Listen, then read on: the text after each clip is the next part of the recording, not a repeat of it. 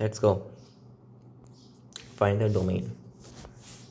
First function, you got square root, so you just have mod of integer x. Okay, so wait, integer of mod of x minus 1. This should be bigger than or equal to 5.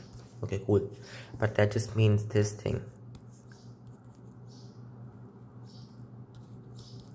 It's bigger than or equal to 5 and less than or equal to, oh sorry, bigger than or equal to minus 5. No, sorry, what am I doing? This is not correct. First thing first, it's a mod, but you can also take negative also. Wait, so two cases. First this case, secondly you also have this case,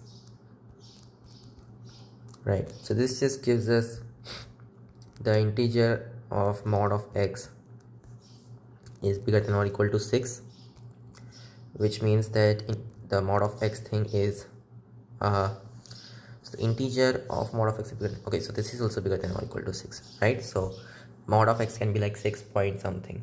Yes, that will work. Yeah, and it should be negative 5 over there. Fine. This thing just gives us the integer of mod of x is less than or equal to minus 4. So when does that happen? That happens when you have something like minus 4 point something, right? Yes. Still just think about it. It's less than or equal to, right? So even if it was just less than minus 3, so minus 3 point something, even then the greatest integer function will give us minus 4. So this implies mod x is less than minus 3.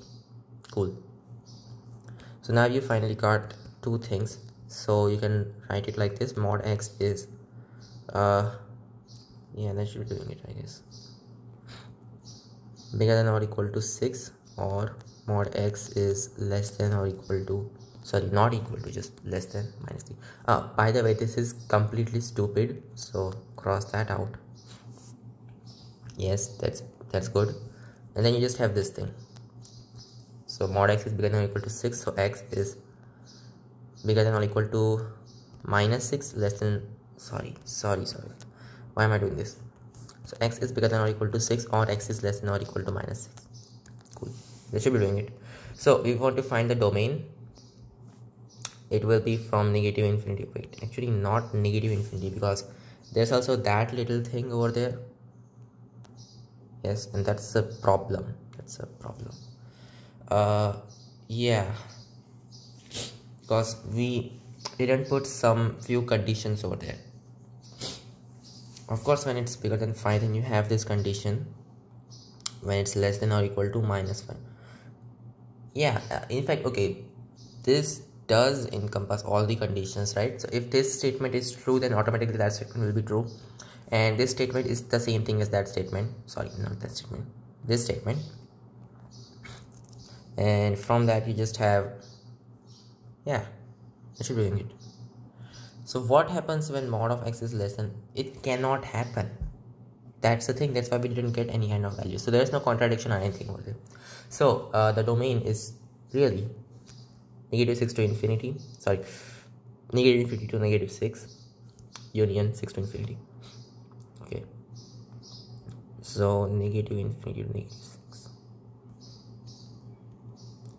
union 6 to infinity, that should be the domain, right? Okay, that's the first function.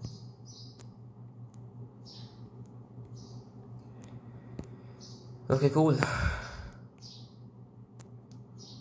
Why is it so hard to write in this digital format? Fine, next question. F of x equal to sine inverse of 2 minus 3x square, greatest integer function. Okay, so you have this condition, 2 minus 3x squared, this guy should be less than or equal to 1 or bigger than or equal to minus 1. Okay, so it just gives us,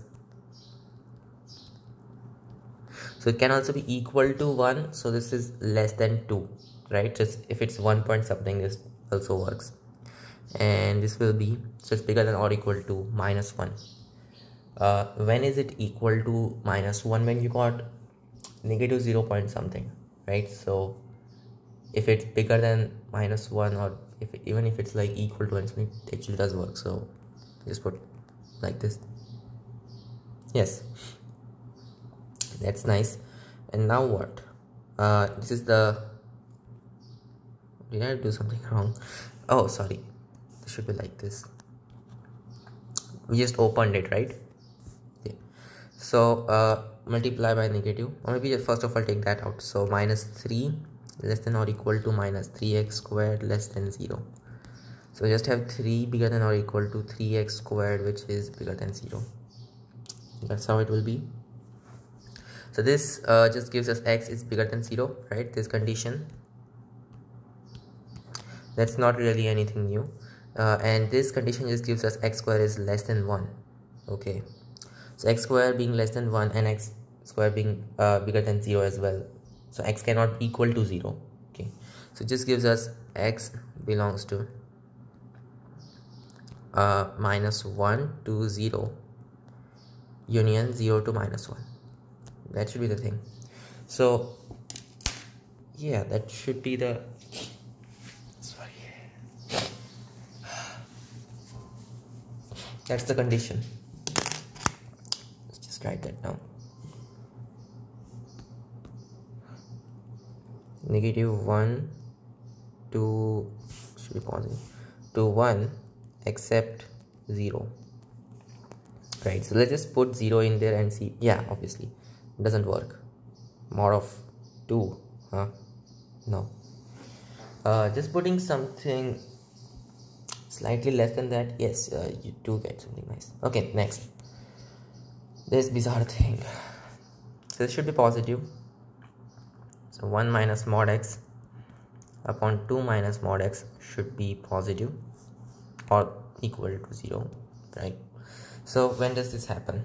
Let's just think about mod x, the values of mod x. It could be 1, 2. When it's bigger than both of these, this is like negative upon negative, so this is positive, so this is good, this is not good, and this is also good, because when it's very small, there too you have something like that. Okay, but the thing is that there's an extra condition, that it's mod x, right? So something like this. So what do you have? Mod x belongs to, so it can be exactly 0. Yes, that's possible. It can also be exactly 1 union, it cannot be 2, and then it goes to infinity. Cool. Yes, at that point it's positive. Cool. Yes, I think this is correct, but this is for mod x, so let's just try it for x. For x, how will it be? X can be all of these plus the negatives of all of these. So x belongs to -1 to 1 union 2 to infinity union -2 to infinity, minus infinity actually. Sorry, I should be writing it opposite. Minus infinity to -2. Does that make sense? I think it does. Okay, so x belongs to minus infinity to -2 union -1 to 1 union 2 to infinity, and as you can see, just put -1 and 1 over there. Yes, it works. Next, f of x is square root of cosine of pi upon x squared. Fine.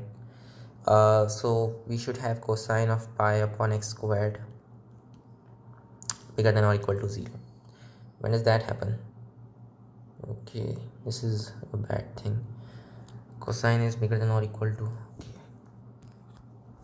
Think about the unit circle. When will this happen? This is like negative pi by 2 and this is pi by 2. Whenever you have the angle in between that, you have a cosine which is positive or 0. At this point it's 0. So you just have pi upon x squared belonging to minus pi by 2 plus 2n pi, comma pi by 2 plus 2n pi. That's not a good thing. Okay, fine. So you just have 1 upon x squared belonging to, in fact just write it as an inequality. 1 upon x square is less than or equal to 1 by 2 plus 2n. It's bigger than or equal to minus 1 by 2 plus 2n.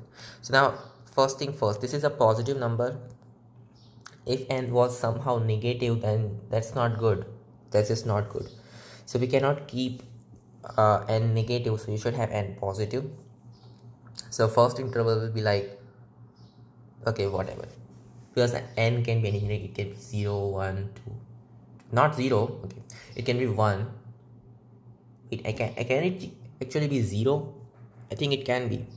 When you put 0 over there, this inequality is obviously true, and that inequality is solvable. So n can be 0, 1, 2 and so on. Yes, that will work. Okay, cool. So taking the reciprocal of this thing, because we are assuming that this thing is positive, right? This inequality is at least positive. Yes. There's a problem when you put 0 over there, but for n equal to 1, 2, 3 so on, we can take a reciprocal.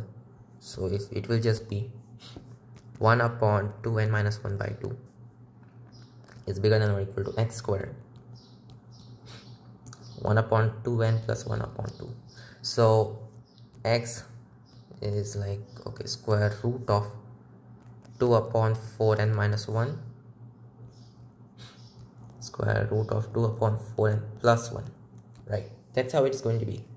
So yeah, how do we represent this? We represent it as a set, I think, a set of an interval. This is a stupid idea, but that's how we're going to do it. So the smaller value is this thing, square root of 2 upon 4n plus 1 square root of 2 upon 4n minus 1, and it is such that n is bigger than okay, n belongs to the natural number list. That should be doing it. Such that is written like this, I think. Okay, that is just one part of it. The other part is when n is 0. When n is 0, then you just have this inequality, right? That's what you need. So this inequality is obviously true, so we can just ignore this. And what about this inequality? Wait a second.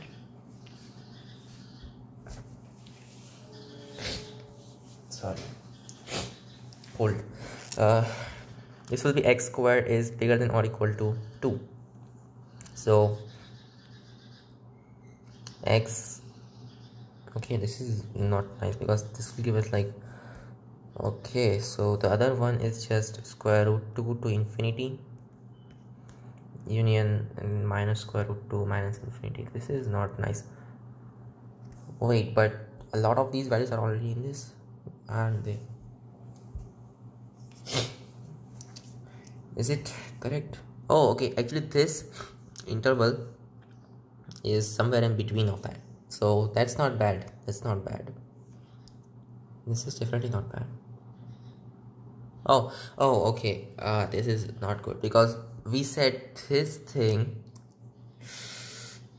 right? We took the square root so naively because it could also have been the negative value, right? Yes, so you need another interval.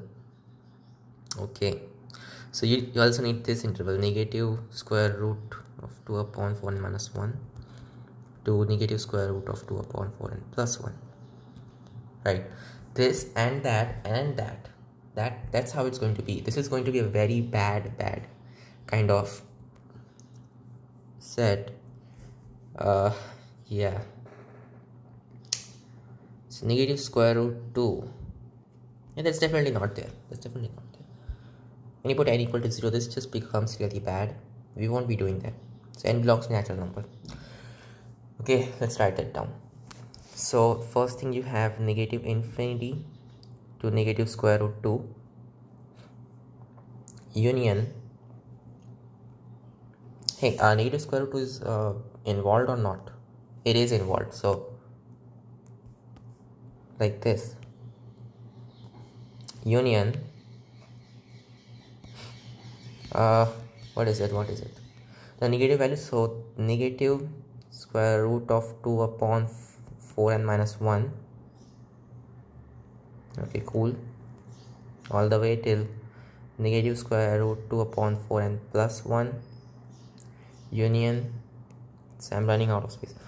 Now what?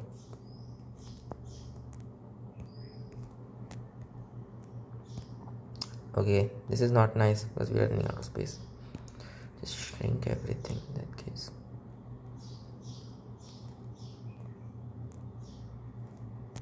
Yeah, whatever, I'll just shrink everything. Okay, so now we got square root of 2 upon 4n minus 1, square root of 2 upon 4n plus 1 union square root 2 to infinity. Cool, that should be nice. Yes, next. Yeah, that's correct.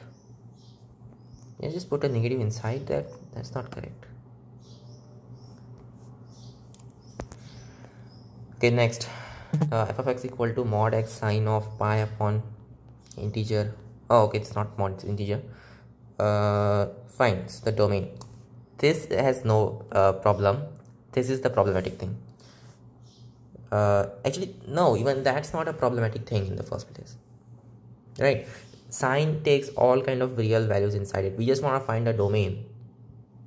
Yeah, the domain is like all real numbers or something like that, except that when this is 0, we are in a problem. So mod of x, sorry, integer part of x plus 1 equal to 0, that just gives x plus 1 in this range, right? Set 1 is bigger than x plus 1, which is bigger than or equal to 0. This interval is not good. Other than that, every other interval is good. This is just x bigger than or equal to minus 1 less than 0. Other than this thing, you have everything. So minus infinity to minus 1 not included, union. You can even include 0 over there. That's not a big thing. 0 to infinity. Cool. So you can take all kinds of values over there. So negative infinity to negative 1 union. Space.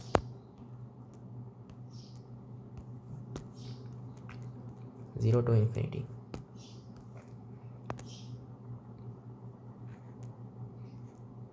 Okay. Fine. So that's the interval that we have. Next. 0 is inclusive. Next. Fine. For this guy, once again the same kind of thing. It can go anywhere except that when this is 0. So we just have to solve for the equation when this is 0. So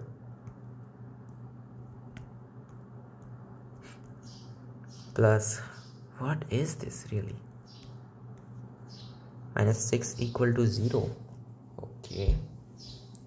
So these are two different equations. That's not a good thing. That's not a good thing at all. Now what do we do? Oh no. Oh no.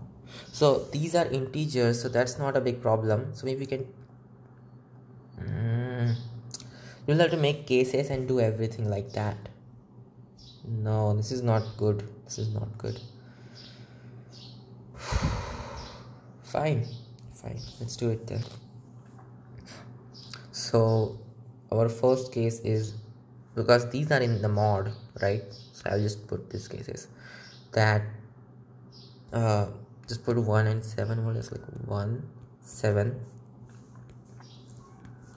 This will be our first case, this will be our second case, and this will be our third case. Cool.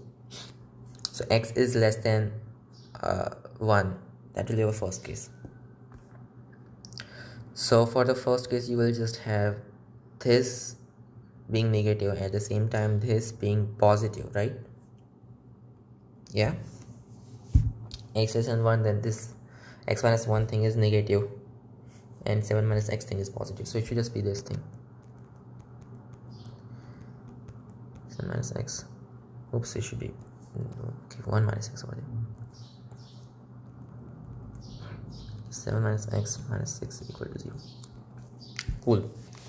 and from that we can just write it as 8 plus 2 integer part of minus x minus 6 equal to 0. So integer part of minus x equal to this 2, it goes over there, it's minus 1, so minus x. Okay, when is this going to happen? You will have minus x bigger than or equal to minus 1 less than or equal to, we know that x has to be some kind of negative number, right? Wait a second.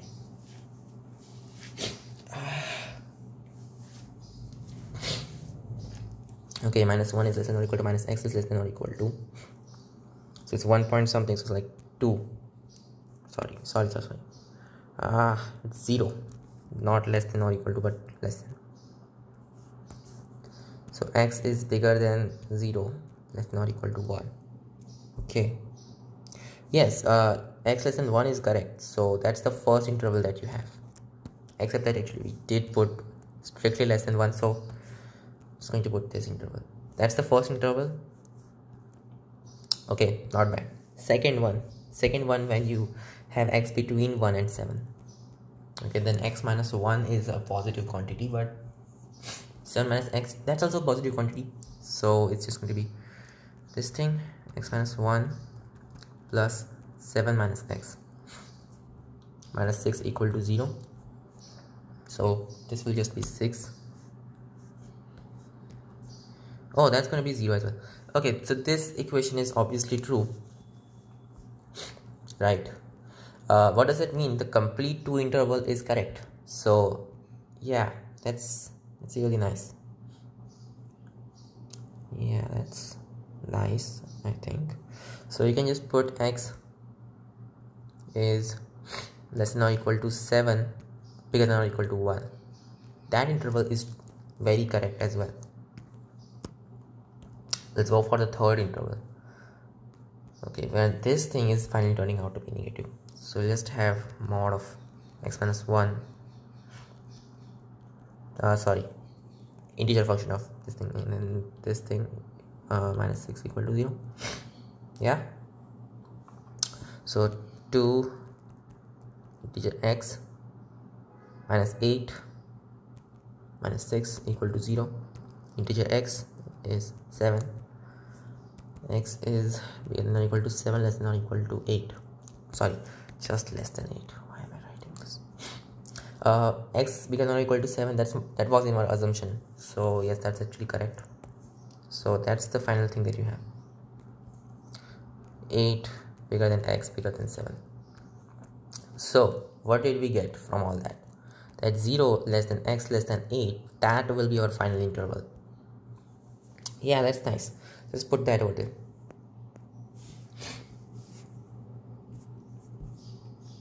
X belongs to 0 to 8 for this thing.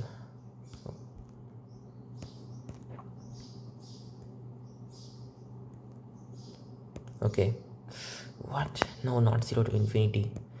I was not going to write 0 to 8. 0 to 8. Okay, cosine inverse of this guy plus that thing. Fine, so mod of x minus 3 upon cosine inverse, that just means it's in minus 1 to 1. So yeah, less than or equal to 1, bigger than or equal to minus 1. That should be easy to solve. Minus 2 less than or equal to mod of x minus 3 is not equal to 2, so mod x is not equal to 5, but not equal to 1. Yeah, that should be very easy. Okay, that's the first thing that you have, first condition. What other thing do you have? Oh, this is also over there, the power of negative 1. So first thing first, it cannot be 0, and secondly it can also not be any negative thing inside it. So 4 minus x is not equal to 1, and 4 minus x must be bigger than 0. Wait a second.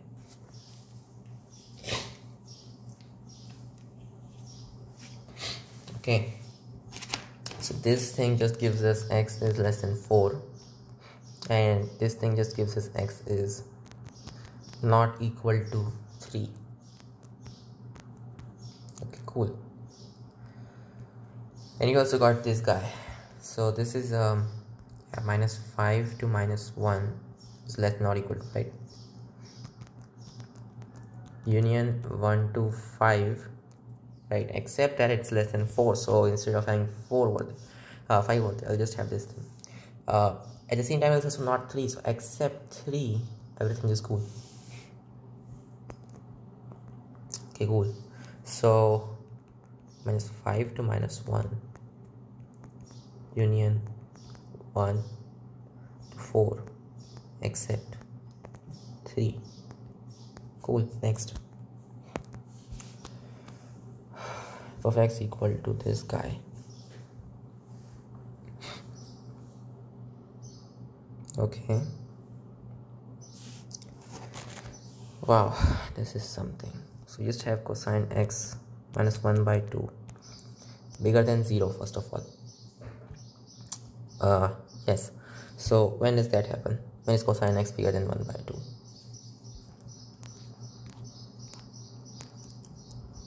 It's equal to 1 by 2 at 60 degrees, and yeah, and at minus 60 degrees as well.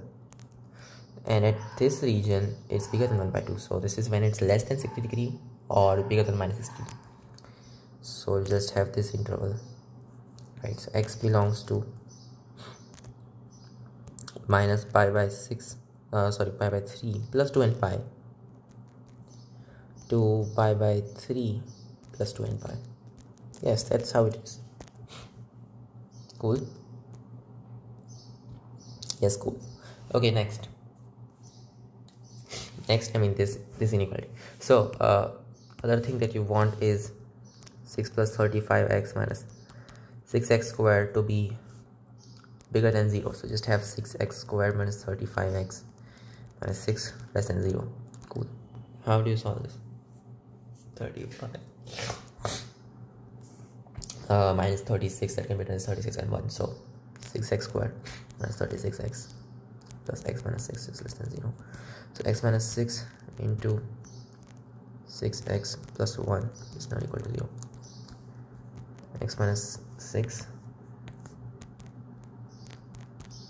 x plus 1 by 6 is less than or equal to 0. So x belongs to minus 1 by 6 to 6. Yes, that's how it is. Cool. Okay, so you have this thing, you also have this thing. Now what? Minus 1 by 6 to 6, which means that not all n values will work. Okay, does n equal to 0 work? Minus pi by 3 is something like minus 3.14 upon 3, so like minus 1. It's less than minus 1, so it's not working. Wait, what? Wait, I mean, like, the maximum value is not working. Yes. So plus 2 and pi over there. Of course, in that case, it would be a positive, which is not correct. It's not correct. Something is not right about this thing. Okay, for pi by 3, it's definitely less than 6. So you have this thing, minus 1 by 6 to pi by 3. Yeah. Okay, that's one interval that actually works. What about n equal to minus 1? Yeah, that won't work. Or will it? Putting n equal to minus 1, you just have minus 2 pi by. Why is this so complicated? We know there's going to be some small intervals where this will work, but which ones? And 6 is like something which is less than 2 pi. Wait a second. Something which is less than 2 pi.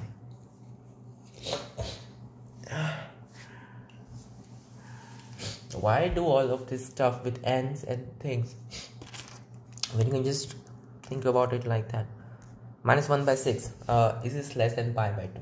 That's the first. Actually, we know that minus 1 by 6 is less than pi by 3. So this is x equal to minus 1 by 6. This is x equal to minus pi by 3. Yes, and from there you can go all the way till 6. 6 will be something smaller than 2 pi. Yeah. Yes, and how small? Right, we know it's definitely covering this value, right? All of these values over there. Okay, this is not good. All of these values over there, right? It's covering all of these values, which is nice. What else is it covering? Because if it's going over here somewhere, then it could also cover that. So what we want to ask is 6 minus 2 pi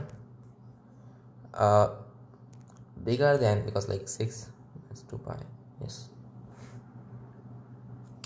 bigger than minus pi by 3? Is that correct?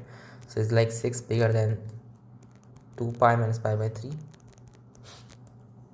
which would be 6 minus 1 is like 5 pi by 3. So is 18 bigger than 5 pi? Is 18 bigger than 5 into 3.14 something, which is 15.7 something? No, it's definitely bigger than that. It's definitely bigger than that. So it will actually go somewhere over there, and then you will have that. Why is this so complicated? Fine. So guess what? Yeah, this is how it's going to be. That this is not just minus pi by 3, is also 2 pi minus pi by 3, right? Which we just found out is 5 pi by 3. So like, let's do this. 6 to 5 pi by 3. Wait, sorry, 5 pi by 3 is less. That's what we got, right? Yes. So 5 pi by 3 to 6. Okay, then union. Why is this so complicated? Yeah, I think this is correct. Definitely correct. Union, the first integral that we got was just minus 1 by 6 to this guy. So minus 1 by 6 to pi by 3. That's right. That's the interval that you have. Oh, by the way, it does minus 1 by 6. Okay, it doesn't work, because in that case it will just be 0. So it should not be less than or equal to, it should just be strictly less than, because if it's 0 then it's not defined anyway. Okay, so minus 2 pi by 3 union 5 pi by 3 to 6. Wow, this was something. Okay, next. F of x equal to e power x plus sine inverse of x minus. Okay, e power x, nothing big. Sine inverse of x minus. Okay, so x by 2 minus 1 is less than or equal to 1 bigger than or equal to minus 1. So x by 2 is less than or equal to 2 bigger than or equal to 0. So like x is less than or equal to 4 bigger than or equal to 0. Fine, that's the first thing that you have. What else? This thing, natural log of square root of the x minus integer part of x thing. So it's square root of fractional part x, and yeah, other than fractional part being equal to 0, we don't have to worry about anything. So x cannot be for instance 0, 1, 2, 3, 4. It can be anything in between them. So I'll just put that. There's no space once again, but the interval will be 0 to 4 except 1, 2 and 3. I should be doing it. Yeah, that's nice. Square root, and fractional part is always positive, so we don't have to worry about that. This is for that guy. Where do I put it? I'm just gonna put it over here. Cool. Okay, next. F of x equal to 1 upon greatest integer function of x plus e power sine inverse of x. Okay. What is this? 1 upon this thing. So we just have to worry about the fact that when this is equal to 0, those things are not nice. When this is equal to 0, when you have x is bigger than or equal to 0 less than 1, right? So that's not included, everything else will be included. So minus this interval. Okay, what else? Okay, I did minus this. Okay, fine, whatever. Minus this interval 0 to 1. 0 to 1. Okay. Sine or e power sine inverse of x. Okay. So e power anything is fine except that sine inverse of x has a domain. So you should have x like this, which it definitely is following in this thing. So no need for putting all of that. Oh, by the way, sorry. It yes, this should not be happening. That's what we are saying. So removing that, we just have this thing. Negative 1 is less than or equal to x, which is so involving zeros, like less than 0. Okay, or you have 1, right? So directly skipping to 1, or x is equal to 1. That would also work, I think. Yes, that would also work. So that's the interval right till now. And there's also this thing, square root of x plus 1. So we just have square root of x plus 1 should be strictly bigger than 0. So x is bigger than minus 1. Okay, so remove this over there. Fine. That should be nice. Yes, that's correct. Okay, fine. So what final interval did you have? This thing. Now where do I put it? Let's put it over here. Minus 1 to 0.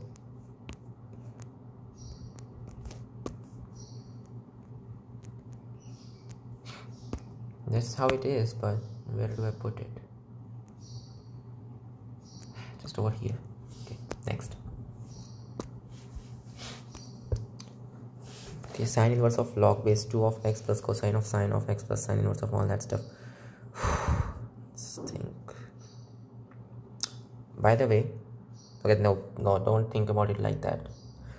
Okay, 1 plus x squared upon 2x.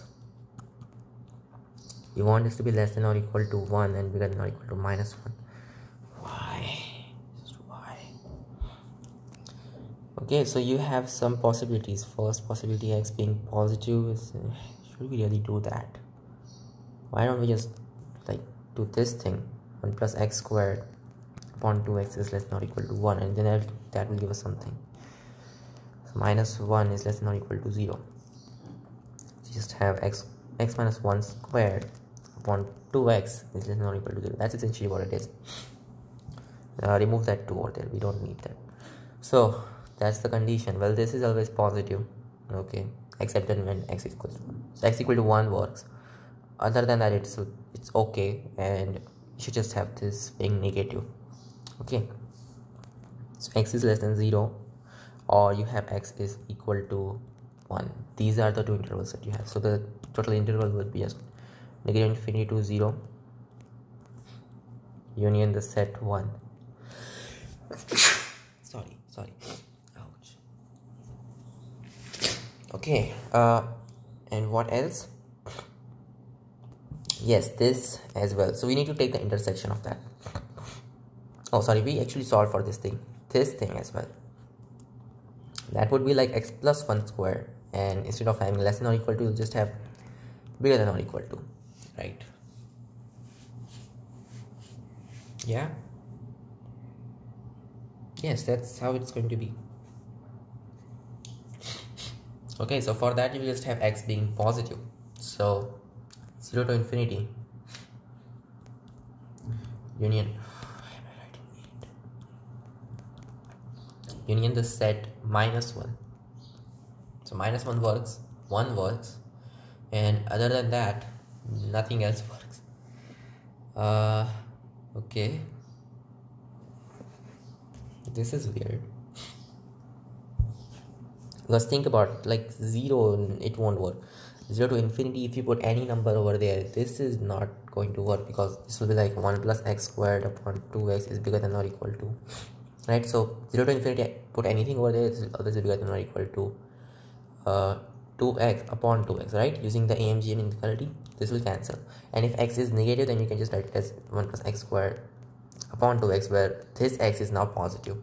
So once again, this will be like less than or equal to this is actually 1, so less than or equal to -1, bigger than or equal to 1, or less than or equal to -1.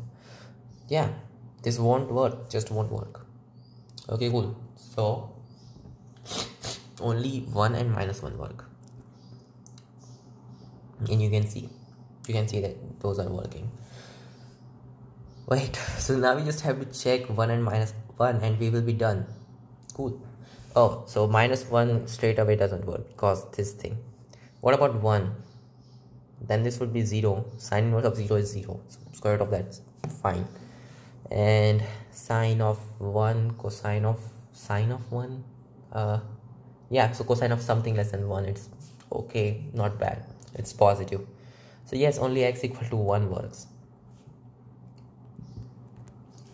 That's the only thing that can work. Fine. Next, f of x is log base 10 of, what is this? Okay, 1 minus log base 10 of that. Wow, this is something bad. So this is 8 and 2. No, that's not nice. Minus 5x plus. What's the discriminant of that guy? 24 minus, yeah, it's less than 0. So this is always positive. You don't have to worry about that. This is always positive. You just have to worry about this being yeah, negative or something like that. So 1 minus log base 10 of x squared minus 5x plus 16, this should be bigger than 0.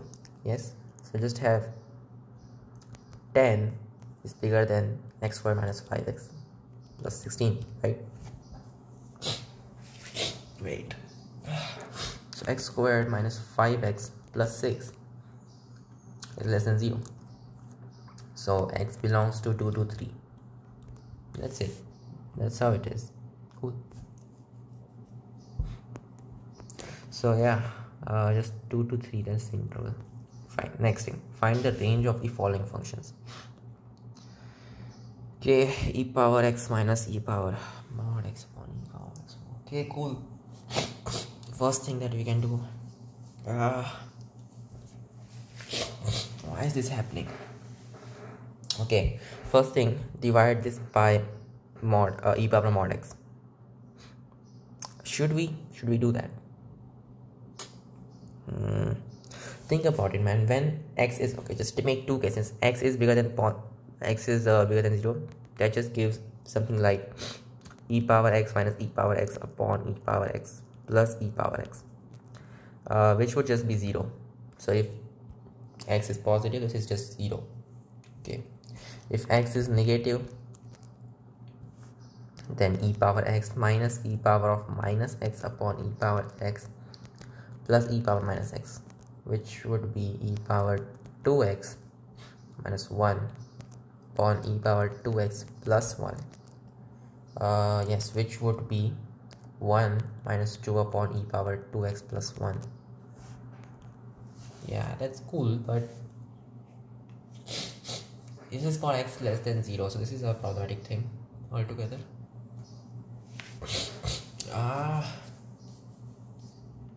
It's like my nose. So the minimum value of this thing is just 0.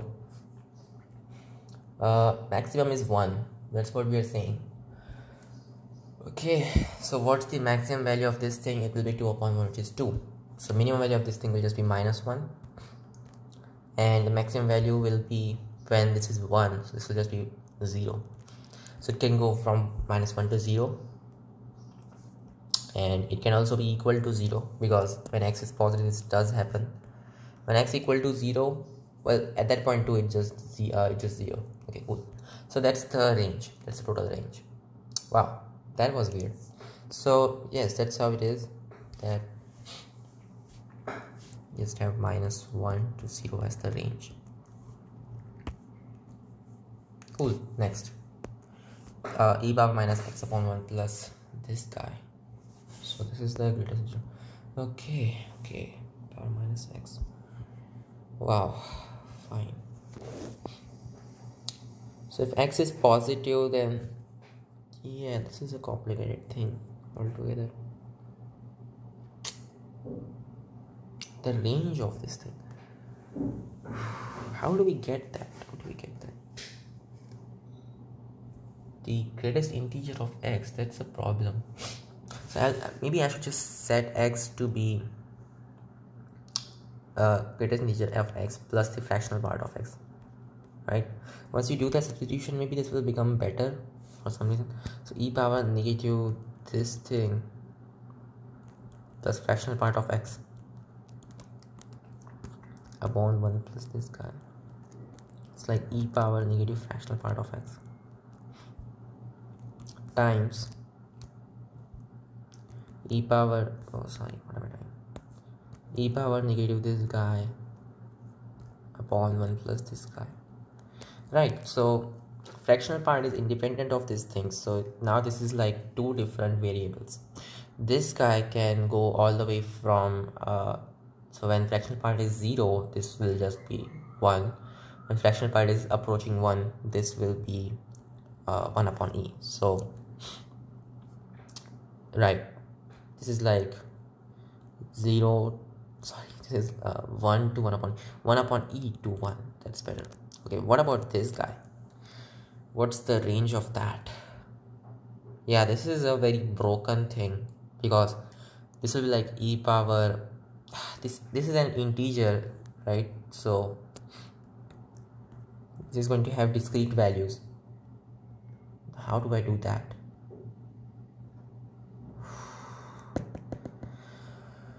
How do I deal with that?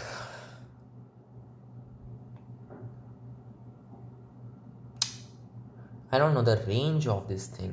This is something that's very impossible to find. Well, we know it can go from 0 to infinity and stuff, but it goes in discrete values. So how do we represent the range at all? What is this? Fine, I'll just do this thing. Let's put e power negative n upon 1 plus n, where n belongs to some integer. That's how it's going to be. Well, of course, n cannot be equal to -1, right? Other than that, this will be the range. Okay, so that will just give us e power minus n minus 1 upon 1 plus n to e power minus n upon 1 plus n as the range. This is not satisfactory at all, right? Yeah, it should not be working like that. Like, I just wanna know if there's some overlap between the different intervals that we will have.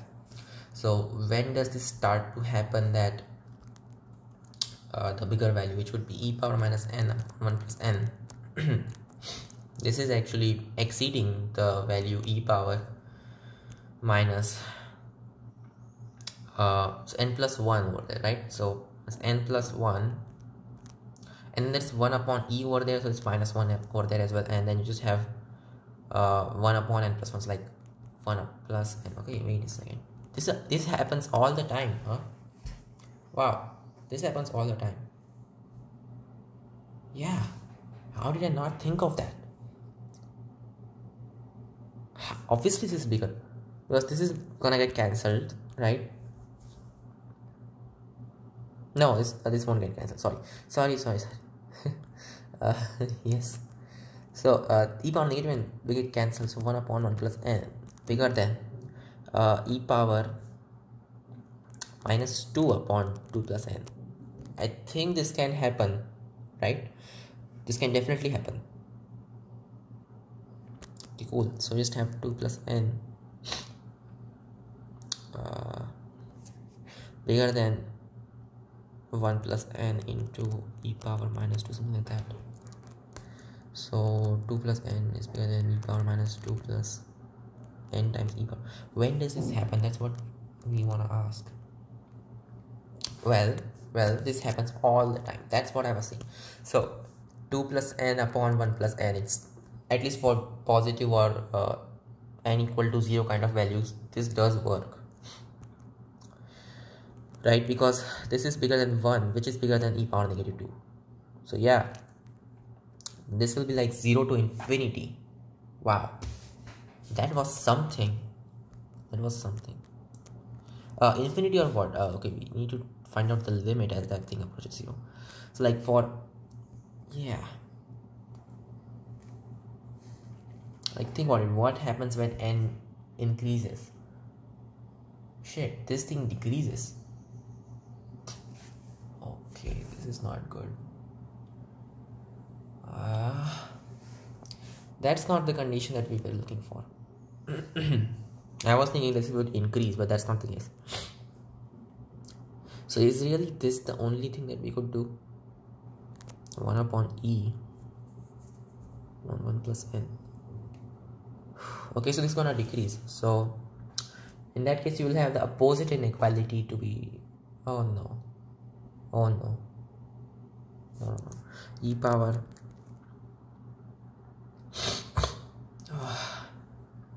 minus of n plus 1, so minus n minus 1 upon 1 plus n plus 1, so 2 plus n.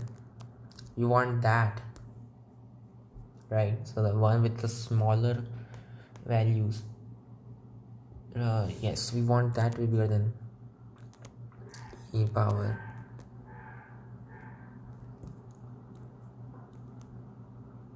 No, this won't work. This probably won't work.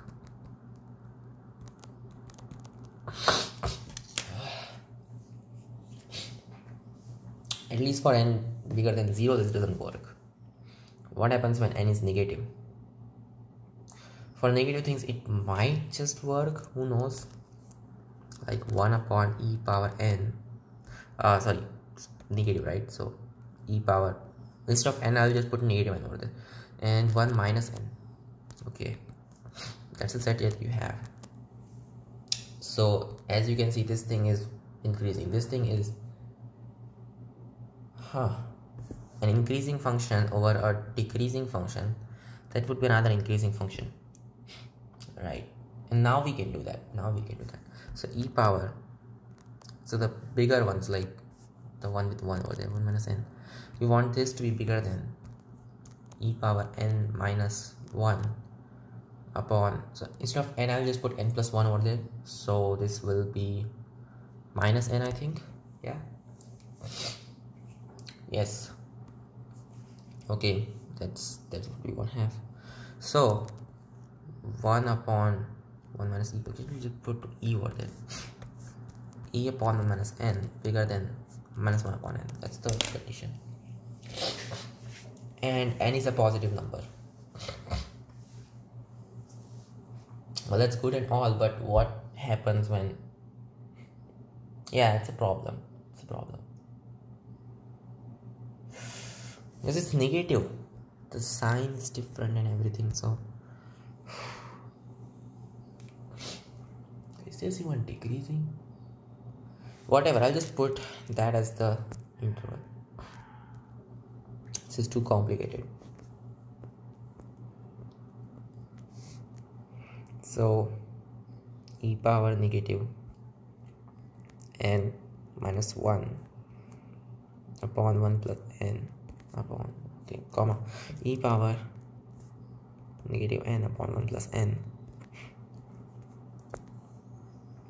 and n belongs to integers. Yeah, that will be our final answer, I think. Okay, next. Cot inverse of 2x minus x squared. 2x minus x squared. Okay. Cot inverse. What are the ranges of cot? Any real value will work. Yes. So why worry about it? Any real value will work, right? So x can, yeah, that's right. Everything everything works from 0 all the way till infinity. So x belongs to real.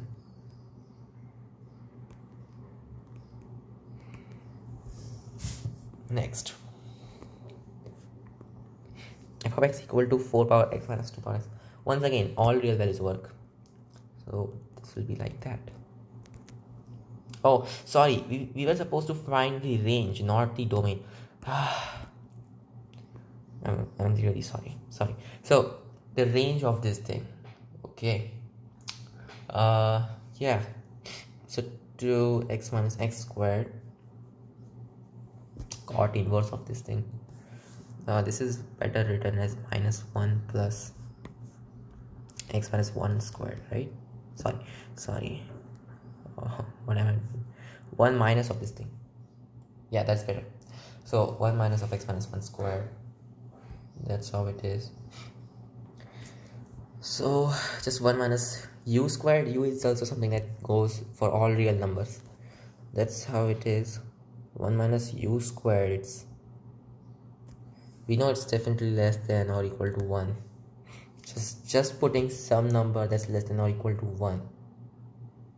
And what will the cot inverse of that number be? So what's cot inverse of 1? That will be when you have pi by 4, right? So just draw this thing. Cot inverse of 1 is at pi by 4. So cot is something like inverse the slope of the tangent, inverse the slope. So when this is exactly equal to 1, you just have pi by 4. And cot inverse lies in these two quadrants, okay. And what happens when you have like negative infinity? Cot inverse of negative infinity is, when does that happen? When your cosine is negative and your sine is approaching 0, something like that. Oh, come on, when is this negative infinity? Yeah, when your slope is 0. Your slope is 0. So over here your cot will be negative infinity. So actually all values inside it will work. That's what we are saying, right? So as x increases, right, cot decreases. In this case, as this thing starts to become less than 1, your cot inverse value starts to increase, right? Yeah. So for 1 it was this, and then for something that's less than that, it will increase, then it will increase, that will increase, and finally it will be, go into that negative values. Yes, I mean not the cot inverse value, but this value will be like negative, and in that case you will have cot inverse going into this quadrant, right? That's how it is. So this complete interval is going from where to where? It is from pi by 4 to pi. That's the range. Oops. Like this, right? Okay. Next, right, the range of this is not that bad to find, because guess what, you just write it as 2 power x minus 1 squared. No, it's not supposed to be. Okay, so 2 power x squared minus 2 power x plus 1. When do we have the minimum value for this thing? We know it's an increasing function, so maximum is infinity. When do we have a minimum value? That will be when you have 2 power x equal to 1 upon 2. Yeah, right? So if I try to graph the function u squared minus u plus x squared minus x plus 1, the minimum value is when x equal to 1 by 2, and you have a graph like this. So now we are just considering the positive values of x, because 2 power x is always positive. It should be somewhere over there that we have the minimum value, and other than that it just goes to infinity. So when you put 1 by 2 over there, what do you get? 1 by 4 minus 1 by 2 plus 1 is 1 by 4 minus 2 by 4 plus 4 by 4. So 4 minus 2, 2 plus 1, 3, 3 by 4. That should be doing it. Yeah, is that correct?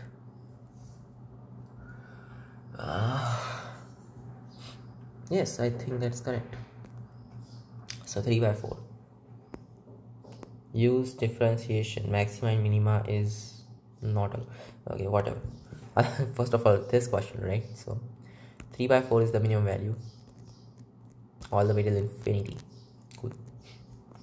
Next, f of x equal to sine square of x plus sine x minus 1 over.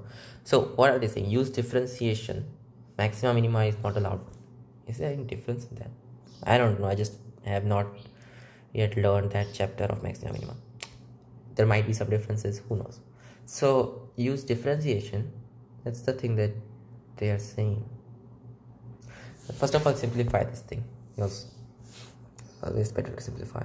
First thing that we can write is x squared minus x plus x minus 1 upon x squared minus x plus 2, where x is in some particular format, that x is less than or equal to 1 bigger than or equal to minus 1. In this range, what is the maximum and minimum values of this function? Maybe we can alter it somehow. We can write this as 1 plus 2x, so plus 2 minus 2 is like minus 3 upon x squared minus x plus 2, like that. Okay, so 1 plus 2x minus 3 upon. Now what do we do? Now we need to find the, now we just have to go like that. Maybe we can actually do something. No, we cannot do anything. We cannot do anything. It's just like that. X plus 2. Okay, so let's find the minimum value. By the way, let's just actually put first of all minus 1 and 1 into this thing. So when you put minus 1 into this, you just have 1 plus 1 plus 2 minus 2 minus 3. That's going to be minus 5 upon 4. So you have some kind of negative value, minus 5 by 4. And what happens when you put, wait, how do we, okay, fine, it's a negative value. Okay, and when you put plus 1 over there, you just have 2 minus 3 upon 1 minus 1 is 0, so just 2 over there. So minus 1 upon 2. Okay, I know it's all going to be negative values. I just know this, because guess what, this thing is always positive. Starting value of this thing was negative, ending value is also negative.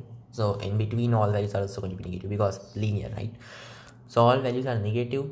What is the maximum value? That's what we want to find. So just take the derivative. So the first derivative times x squared minus x minus 2, plus 2, minus second guy's derivative, which is 2x minus 1 times this 2x minus 1 thing. So we just want this to be equal to 0. Yeah, that should be doing it. So when is this going to happen? Because you have 2x squared minus 2x plus 4 equal to, oh god, okay, so let's do this. 4x squared, so that's 4 minus 8x plus 3. So 2x squared minus 6x plus, sorry, not plus, minus 1 equal to 0. That's the condition that you have. This is not nice. Discriminant is positive, not a problem with that, but this equation that we have is not nice. Yeah, did we miss something? The derivative of the downward thing, so 2x minus 1, that takes 2x minus 3, that should be the thing for minimum value. Yeah, right. So the minimum values and maximum values of this thing first of all, and then we'll add 1 to that to see what happens. So this is the equation, and we just need to find when this is the maximum. Wow. Okay,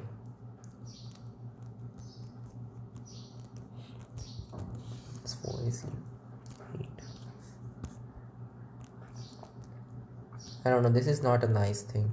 Plus minus square root of 9 plus 2, I think. So 3 plus minus square root of 11 upon 2 is like square root of, yeah, all minus 1 and plus 1 values. One thing could be 3 plus square root of 11 upon 2, which would be not good because that would be bigger than 1, right? We don't want x to be bigger than 1. So this is discarded. The other thing is 3 minus square root of 11 upon 2. So we hope that at this value you will get maximum. That's what we hope. Should we put that over there? Oh god. We know the derivative will be 0. Okay. This is bad. So x equal to 3 minus square root of 11 upon 2. You can't just put in and start doing calculation. It would be stupid. So maybe we can do something like this. 2x equal to 3 minus square root of 11. So 2x minus 3 equal to negative square root of 11. And from that we can maybe square this. So 4x squared minus 12x plus 9 equal to 11. So from there you just have 4x squared minus 12x minus 2 equal to 0. So 2x squared minus 6x minus 1 equal to 0. Yeah, that's what we had, the actual equation over there. Why did I do that? Why did I do that? Okay, whatever. We have this equation and we can use this to simplify this expression. Where did it go? This thing. We want to simplify this.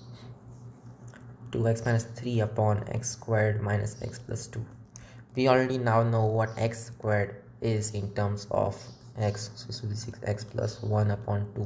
Just put that inside it. So 2x minus 3 upon 6x plus 1 upon 2 minus x plus 2.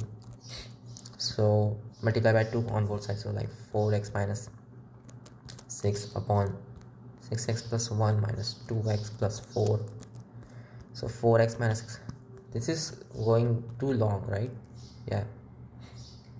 So this can be written as 1 minus 11 upon 4x plus 5. Okay. Now it's the time to put something over there. 11 upon 4 into. So what was x that we found out? So 2x is 3 minus square root of 11. So just 4x will be 6 minus 2 square root of 11. 6 minus 2 square root of 11 plus 5. Yeah, that's how it is. Which is 1 minus 11 upon 11 minus 2 square root of 11. Okay, that was lucky.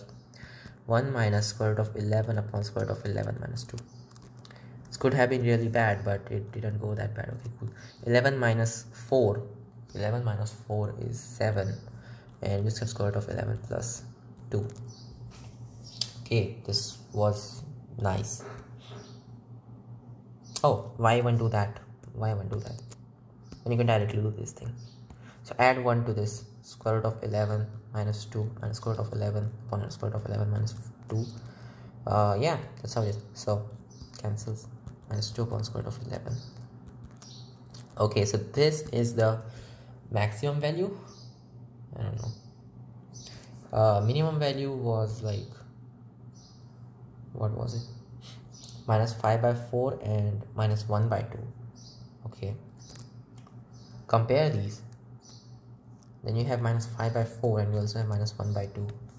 Which of them is bigger? Which of them is smaller? This is definitely the smaller value out of these two. So if this is the biggest value, so what we want to do is see if this is true or not. It's bigger than minus 1 by 2. So like 2 upon square root of 11 minus 2 is less than 1 by 2. So 4 is less than square root of 11 minus 2. So 6 is less than square root of 11. 36 is less than. No, it's not correct. It's just.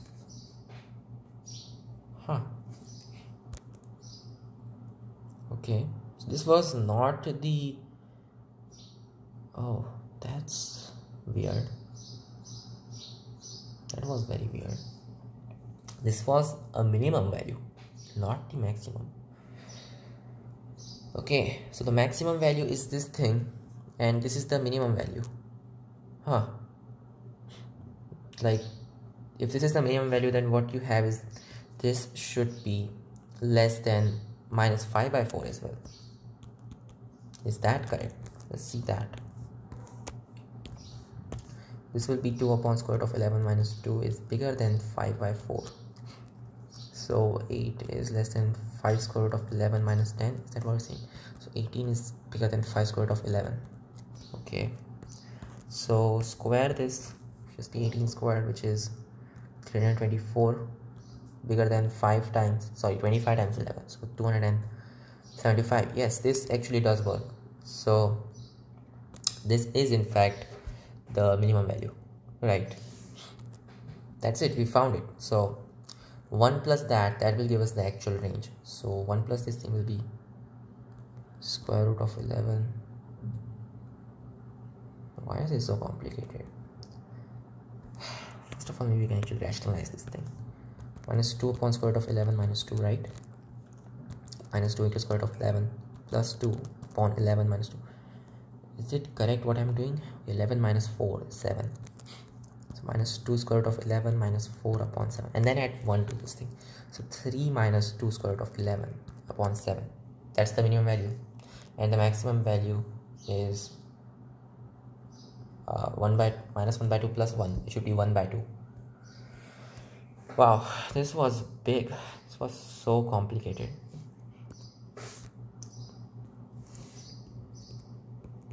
And most probably this answer is in fact wrong, because obviously this small space and less time. Okay, and the bigger value was 1 by 2. Next, I don't want to do anything like this ever. Isn't this an easy way to solve this? Yeah, whatever. Next, f of x equal to log base 2 of this thing. Oh, okay. Log base 2 of sine of x minus pi by 4 plus 3. So log base 2 of 2 plus 1 plus sine theta. Let's call the thing theta. This thing is positive. It can in fact, since you are writing like that, why write it as sine theta when you could probably also write it as cosine theta, right? So with a change of pi by 2 and something, so you can write it as cosine theta. So log base 2 of, well, yeah, we know this is always positive and stuff, and in fact we write it as 2 plus 2 cosine squared of theta by 2. So its maximum value is 2, minimum value is 0. So this will just go from log base 2 of 2 all the way till log base 2 of 4. That was easy. That was just too easy. Right, so 1 and 2, and guess what? Inclusive. Okay, this is over here. Right, 1 and 2. Okay, next. Log base 2 of square root of x minus 4 plus square root of x minus 6. First of all, these should be in the domain. So if these are in the domain, what do you have? You have x is bigger than 4, less than 6. Maybe we can write it as something better. Maybe we can write like x equal to 5 plus y, where y is like this, yeah, or something like 4 plus, okay, maybe 4. That idea is better. So I just write as x equal to 4 plus y, where y is positive or equal to 0. Both work. So this will just be log base 2 of square root of y plus square root of 6 minus this thing. So 6 minus 4 is like 2. So 2 minus y. Yeah, we know like x less than 6. So 4 plus 5 less than 6. So y is less than 2. Actually, it should be like this. So it's, yeah, y is, yeah, something like this. Okay, cool. And now we just want to find the maximum value of this thing. How do we do it?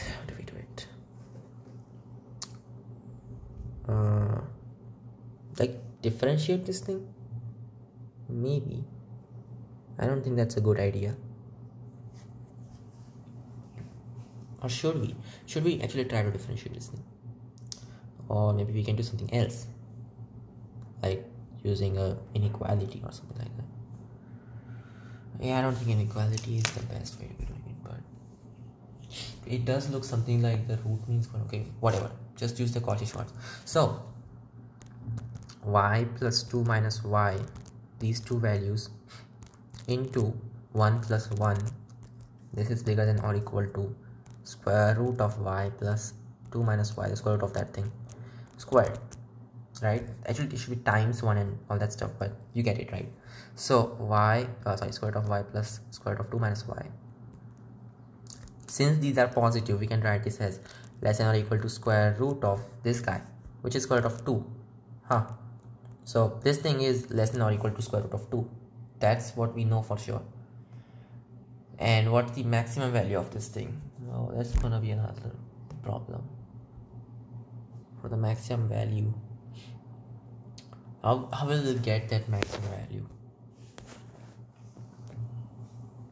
We got, the maximum value is what we know. We want to find the minimum value. When will we have the minimum value of this thing? I really just want to take a derivative.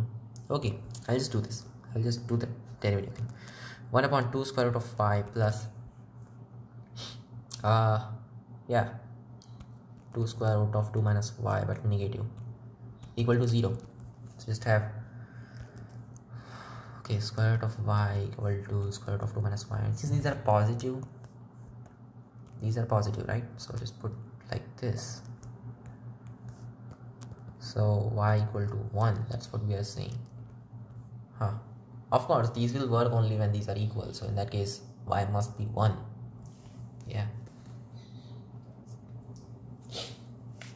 y must be 1. In that case it will be 2 over there and stuff like that.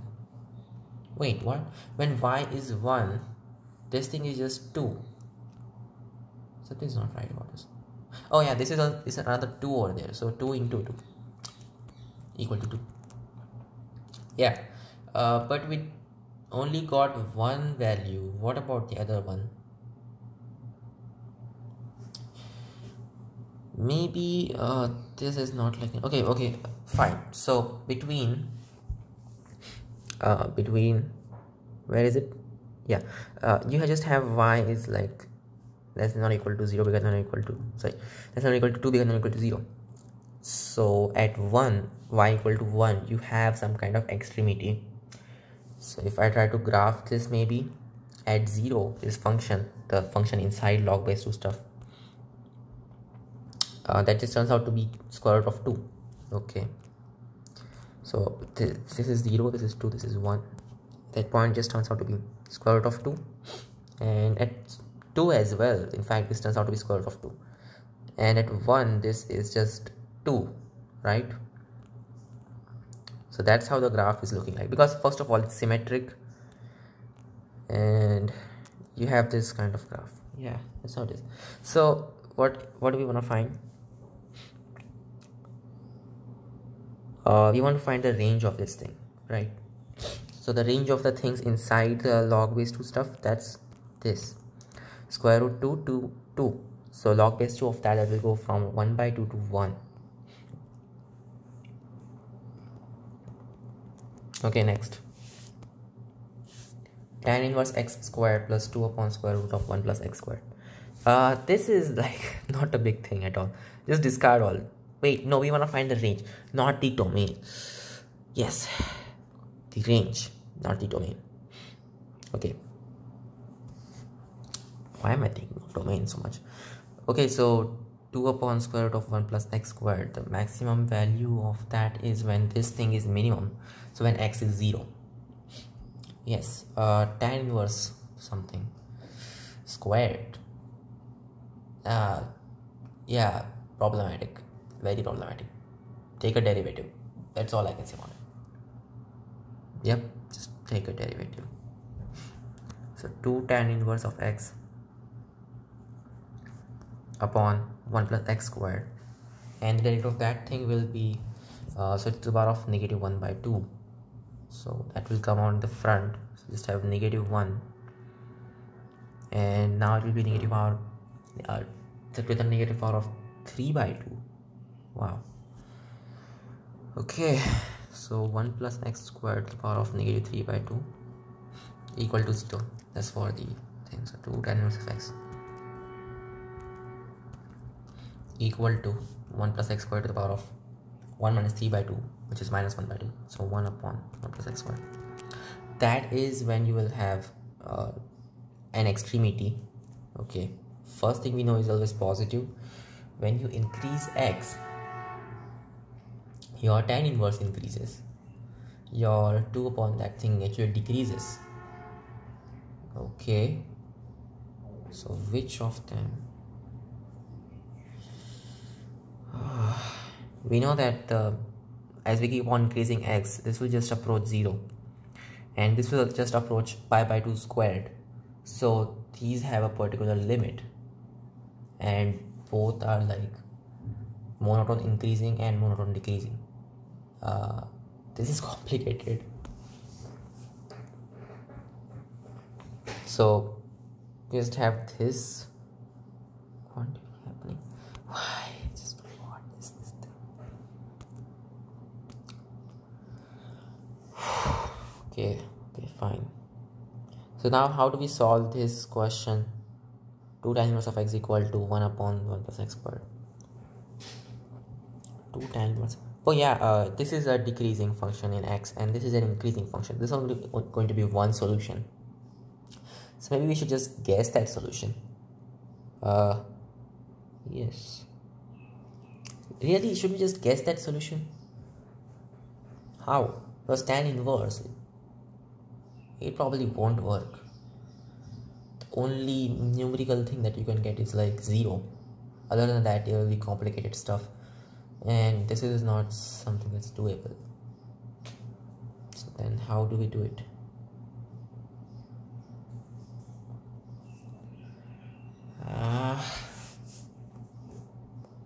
Come on, think.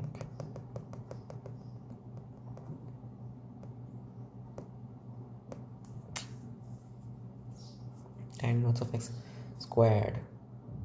Why? Just why?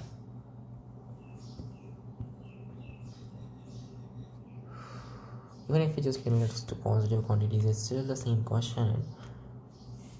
This is not so solvable.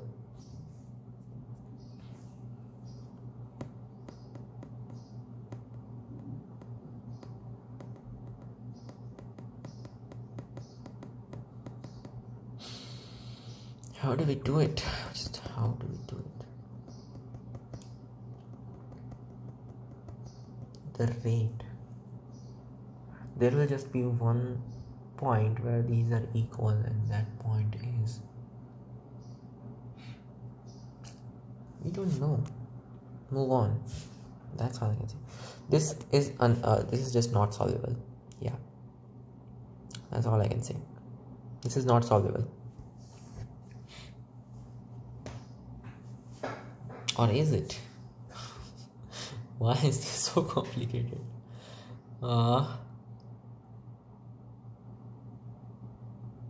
mean, we can approximate or something, but to really solve this, we will have to put some very bad irrational numbers into it as a solution, which we cannot find out directly just by guessing. So it's not solvable like that. So I don't know what this range is. This is a nice question which I will do later. Okay, f of x equal to square root of a squared cosine squared x plus b squared sine squared x plus. Okay, range of this thing, it's positive first of all, and now what? A squared cosine squared plus b squared, right? Just put f squared over there. Then f squared is,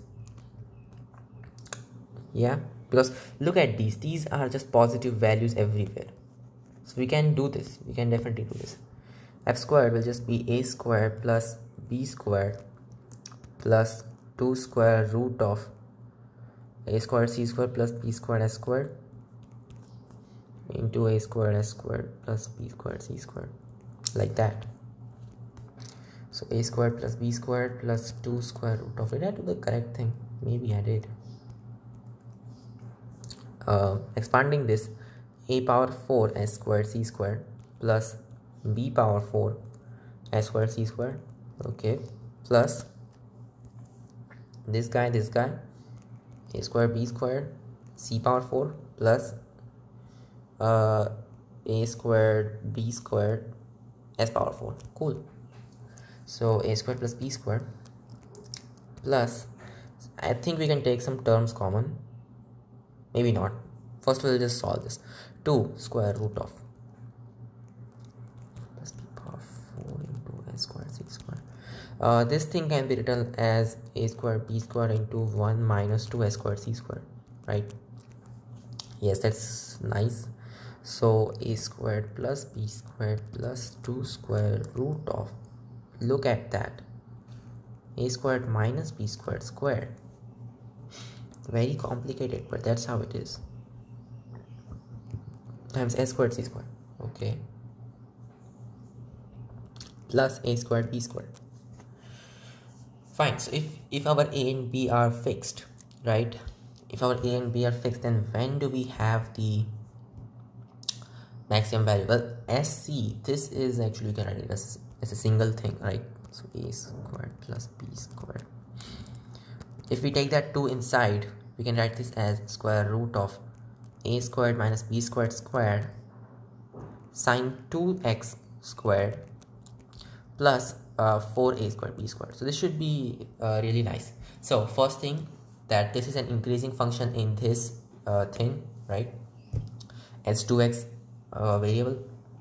So when you have s2x squared equal to 0, that's when you have the minimum, and when it is 1, you have the maximum. So the minimum will just be a squared plus b squared plus 2ab. That's it. That's really it, which will be a plus b squared. So the minimum is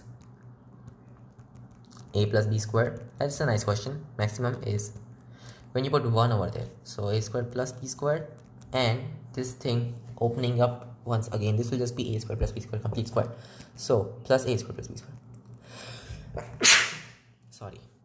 So it should be 2 times of a squared plus b squared. That's right. That's the range.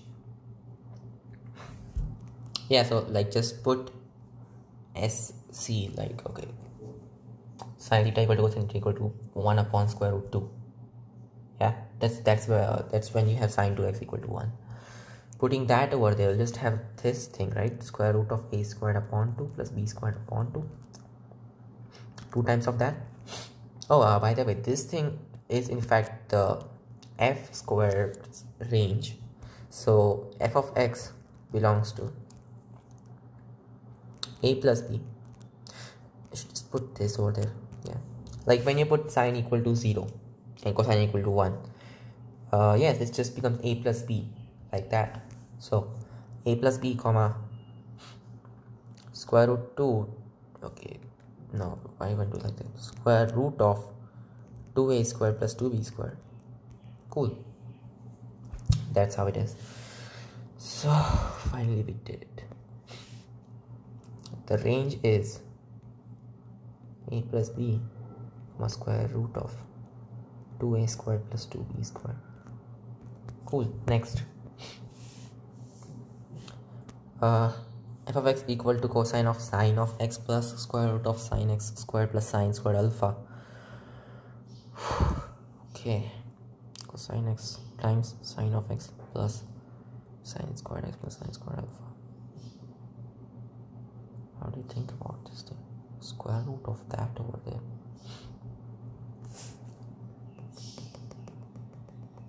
That's our f of x. Can we simplify this somehow? Okay, maybe we can. No, that's not going to work. It's not going to work. So then what do we do?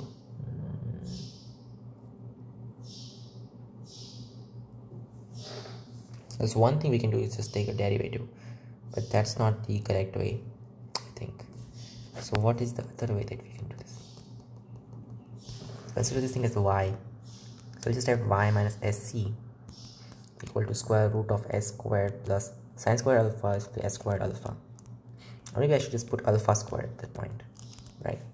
So this alpha and this alpha are different. Okay, I'll just put a squared to better say that, yeah, this is a different thing. So a squared. So from that we can just square this thing, because we know that y is positive, right? Yeah, this is at least positive when you have cosine x being positive and stuff. Yes, so I mean, okay, whatever. Y minus sc squared equal to s squared plus a squared. So y squared minus 2sc y plus s squared c squared equal to s squared plus a squared. So y squared minus 2sc y plus, well, that goes over there, so it just becomes s squared into c squared minus 1, which would just be minus s power 4 minus a squared equal to 0. Okay, we are getting somewhere. So yeah, for what values of y we will be able to find something out of it? So first of all, y squared minus, we can write this as sine 2x y minus, this thing is also somehow written as sine 2x, but I don't want to do it. Yeah, I just don't want to do it. Yeah, whatever. What we really want to find is d bigger than 0. That's when you will have a solution for y. Yes, that should be the condition, I think. Something like that. Yeah.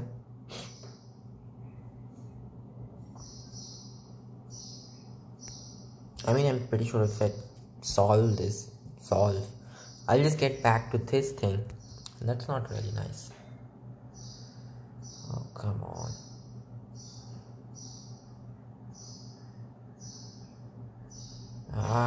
Now what do we do?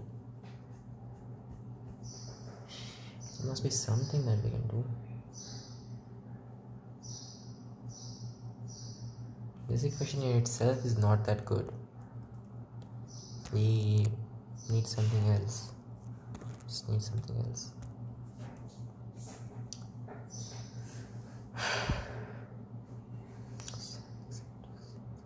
I really just want to square this, you know? Yeah, just square this. F squared is cosine squared, just 1 minus sine squared. You know what?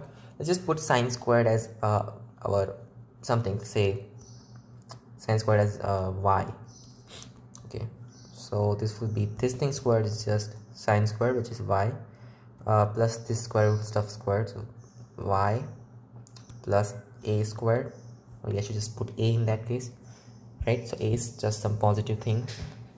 Okay, plus 2 square root of a plus y square root of y. That's better, I think. Okay, cool. So f squared is just 1 minus y. Why is this so complicated? Yeah, even then there is no other way other than like taking a derivative. You just need to take a derivative. It doesn't look like any other option, so I'll take a derivative. Cool. Minus sine x, or should I just first of all simplify this thing? Yeah, whatever, I just take a derivative into sine x, put it like this, minus s into s plus square root of s squared plus s squared alpha. Okay, plus c into the derivative of all that stuff, so cosine plus, now comes the hard part.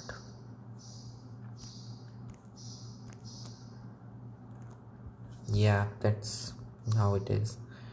S squared plus s squared alpha. So we want this to be equal to 0. Cool. When does that happen? For this to happen, we should be having this, that, well, we can simplify this, guys. So square root of s squared plus s squared alpha plus s into this thing is just c squared upon square root of s squared plus s squared alpha. Yeah, this should be equal to s times s plus square root of s squared plus s squared alpha. So we can cancel some stuff, right? We can just cancel that without thinking twice, because s squared alpha, like alpha, if it's not 0, then we know it can be cancelled. Okay, so just have this thing, cosine squared equal to s square root of s squared plus s squared alpha. Square this once again, so c power 4 equal to s squared into s squared plus s squared alpha. How many times I'm going to say that? S power 4 plus s squared alpha. Cosine power 4 minus, like that's going to be cosine squared minus sine squared into cosine squared plus sine squared. That's just cosine squared minus sine squared. Sine squared alpha.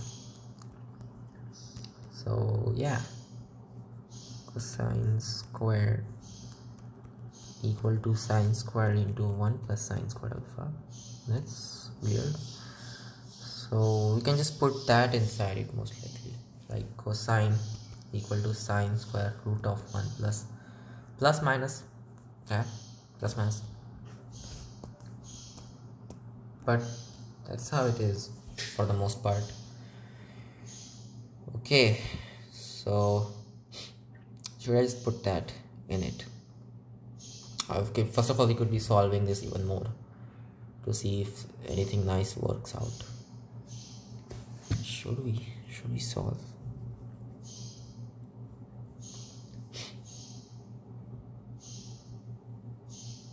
At least this is solvable, unlike the previous one that was not solvable. So we want to find the maximum value. For that we should be having this weird condition. Okay, and what should be sine squared over there? Okay, and when is this condition true? Why is this so complicated?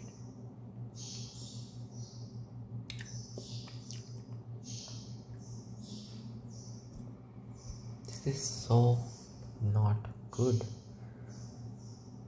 If there is nothing else that we can do with it, this is like not solvable. I just hate this.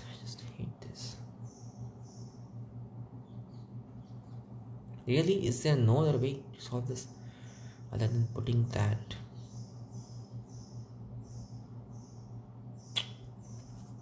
Must be some other way.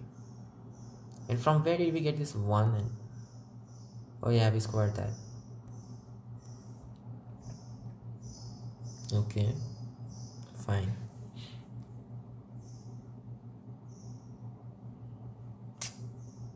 Shit. Now what? Now what do we do? I don't want to leave this as well. This is once again something that's not very solvable, so we just leave it like that. Okay, next.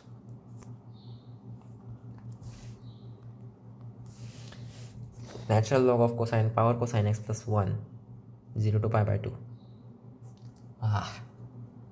Fine, just want derivative easy. So for the maximum value of this thing, you want that derivative to be equal to 0. Okay, cool. Cosine power x to the power of cosine power x. Basically somewhere. Whatever. In order to maximize this thing, we would want cosine power x to the power of cosine power x to be maximized. If it's negative, we actually do have this condition. So cosine x cannot be negative. That's it. So the derivative will be like c power c into this one is natural log of x plus 1, right? So natural log of cosine plus 1 times minus sine and all that stuff, that should equal to 0. So just have cosine equal to 1 upon e. That is when this will happen. So just put that over there for the maximum value. For the minimum value, just try to put 0 and pi by 2 over there. If we put 0 over there, then you just get natural log of 0,0. Just wait, what? Sorry, 1 power 1. 1 power 1 is 1 plus 1, which would just be natural log of 2. So that's what we have on that, guys. And for pi by 2, right? So when you put cosine x approaching 0, yeah, approaching 0 plus, this will just be natural log of 1 plus 1, the limiting case. So this will just be natural log of 2 as well. So you have this condition that at 0 and pi by 2 you have natural log of 2 somewhere, something like that, and at cosine equal to 1 upon e you have some weird thing. So just have natural log of 1 upon e to the power of 1 upon e. Plus 1. Why is this bizarre thing the answer to this? But that's what we got. That is really just what we got. Okay.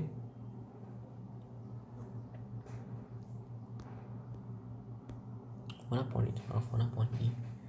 This is something which is less than 1, and that's to any power, right? Any positive power. It will also be something that's less than 1. So the matter of fact is that this will be the minimum value. So somewhere over there you will have this value where cosine is 1 upon e, and at that point you will have this thing. This is so stupid, but that's how it is. So yeah, natural log of 1 upon e to the power of 1 upon e plus 1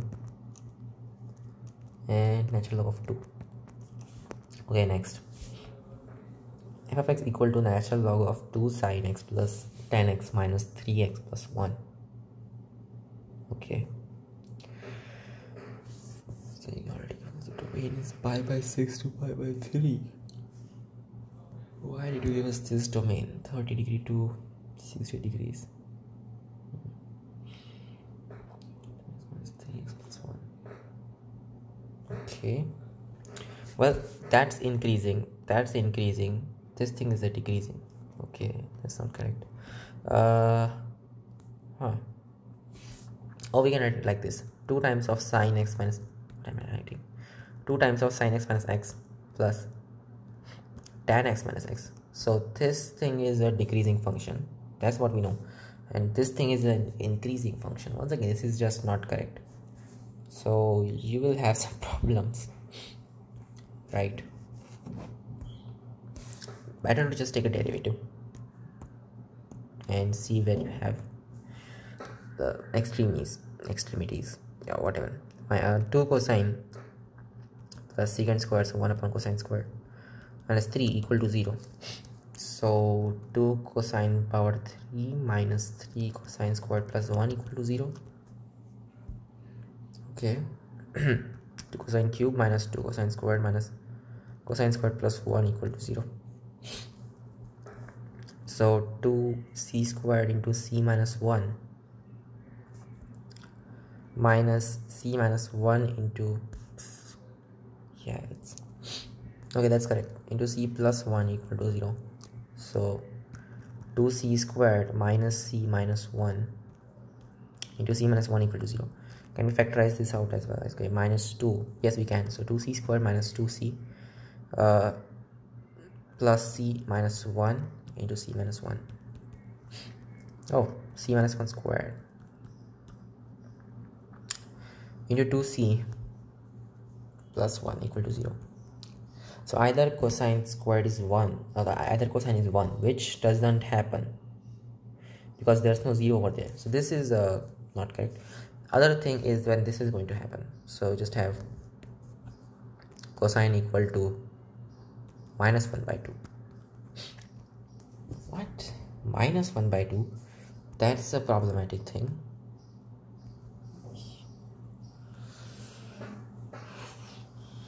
No, this is not right. All the things that you're getting are just not right.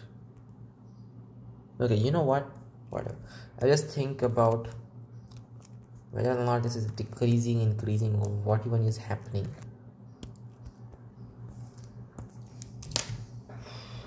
My guess is that this is an increasing function. Yeah, that's my guess. Is it an increasing function? That would be the same as saying 2c cube.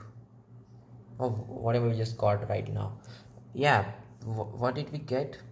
We got something like c minus 1 squared and then like 2c plus 1. Is that bigger than 0? That's what we had, right? Yeah. Is that bigger than 0? Well, this is definitely bigger than 0. What about this guy? So cosine is in pi by 3 to pi by 6 is a positive thing. So yes, this actually does work. Oh, that was nice. Okay. cool. Okay, so now what do we know? We know that this is an increasing function, starts at pi by 6 and then it ends at pi by 3. And that's all we really needed to know. So now we can do this. The minimum value will be at pi by 6 and maximum at pi by 3. Just put pi by 6 over there, so 2 into 1 by 2 plus 10x. 10x will be tan of pi by 3. So pi by 6, tan of 30 degrees. 1 by square root 3 minus pi by 2 plus 1. So 1 plus 1 is 2, 2 minus pi by 2 plus 1 by square root 3. That's the minimum value. Minimum value is that. Why is this so complicated? It's pi by 2, and the maximum value is, and this will be plus square root 3, so we'll just have 2 into square root of 3 by 2 plus square root 3 and pi by 3, what is that, minus pi plus 1 cancels. Just have 2 square root 3 plus 1 minus pi.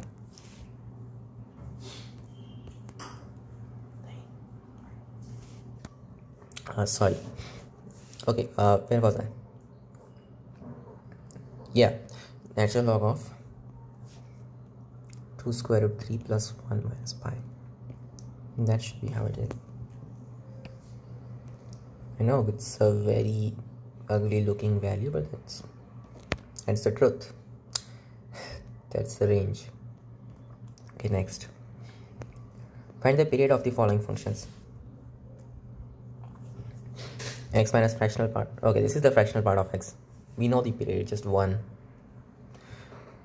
Sine power, okay, so it's going to be 1 minus 2s squared c squared, which we can write as 1 by 2. 1 minus 1 by 2 sine of 2x complete squared. Yeah. So period of this complete thing is pretty much the same as finding the period of this thing, right? So it's like finding the period of mod of sine 2x, right? So mod of sine 2x, like mod of sine x would have period pi, but for sine 2x this should be pi by 2, right? Yeah. So like just put pi by 2 over there, you will see that this is in fact working. So pi by 2. Okay, f of x equal to cosine of sine x plus cosine of cosine x.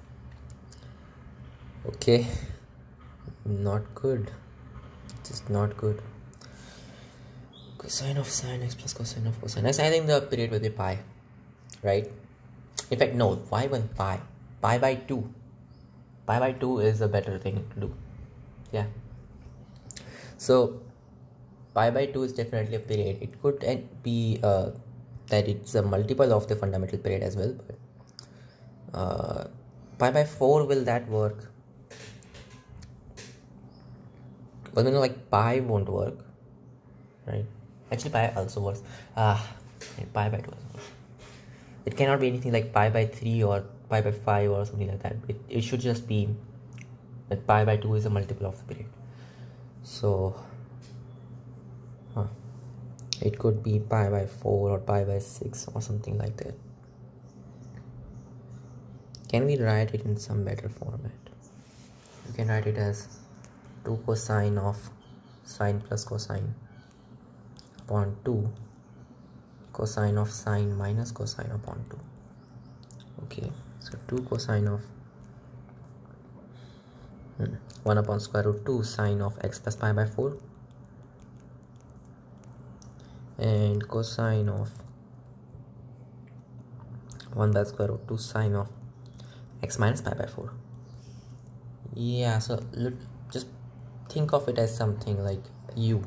So 2 cosine of 1 by square root 2 sine of u plus pi by 2, which would be, okay, so it's a cosine, so it doesn't matter, right? Sign changes don't matter, so it will just be sine u, and this will be cosine of cosine u,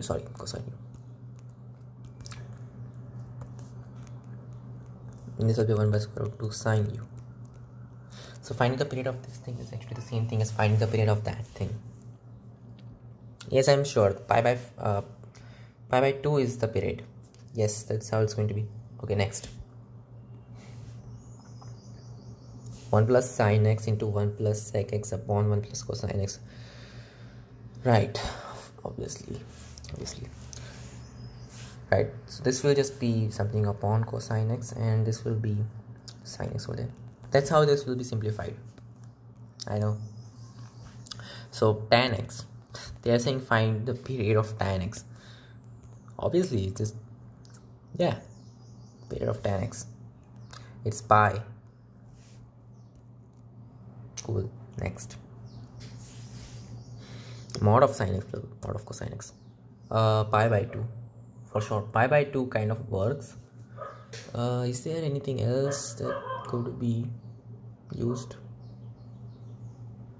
Pi by 4 or something? Okay, I don't think pi by 4 will work. Like for 0, just put 0 over there. This will be 0 and 1. When you put pi by 4 over there, this will be 1 by square root 1 by square root, that will be square root 2. So no, pi by 4 is not the period, so it should be pi by 2, just pi by 2. Sine 2x plus cosine 3x.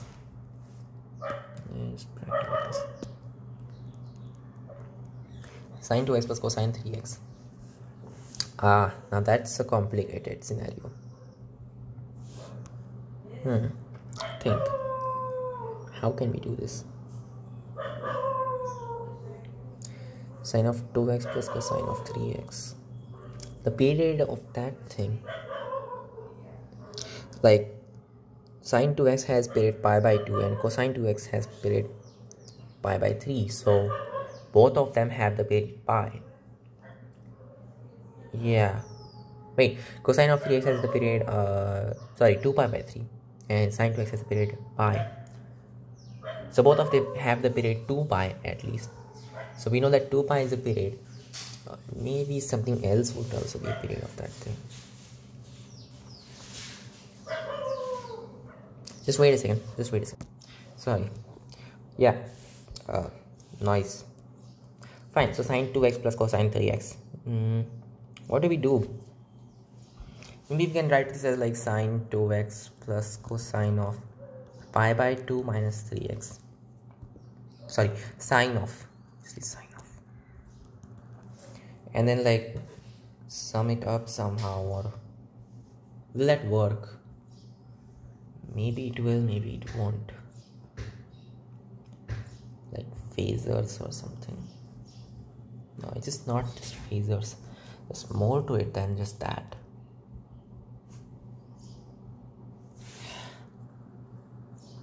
Yeah, definitely pi is a period, and we don't know anything else. So just definitely 2 pi is a period. So 2 pi should be doing it, right? There we go, 2 pi. Okay, next. Did I make the right thing? I think I did. Okay, next. X minus, what is this? Okay, e power fractional part x plus, okay, that has the period 1. This also, that doesn't have a period 1, but oh, mod, so it does have a period 1, and this also has a period 1, and so on. Hey, actually that has a period 1 by 2.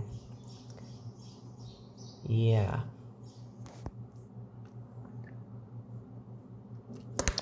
Oh wait, sorry. Okay. You know what? I think we might be able to do something like a sum of a trigonometric series, and from that we will get something. Is that correct of me to think so? Definitely you cannot add these mods up. No, that's not the way it is. But then how do we do it? This is complicated.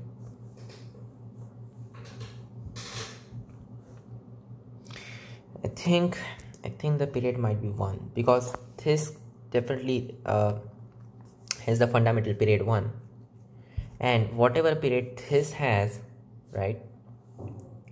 And like if the total period was some kind of multiple of these, like both of these periods, then it must be 1 because each of them has 1 as a period. So I think 1 will work.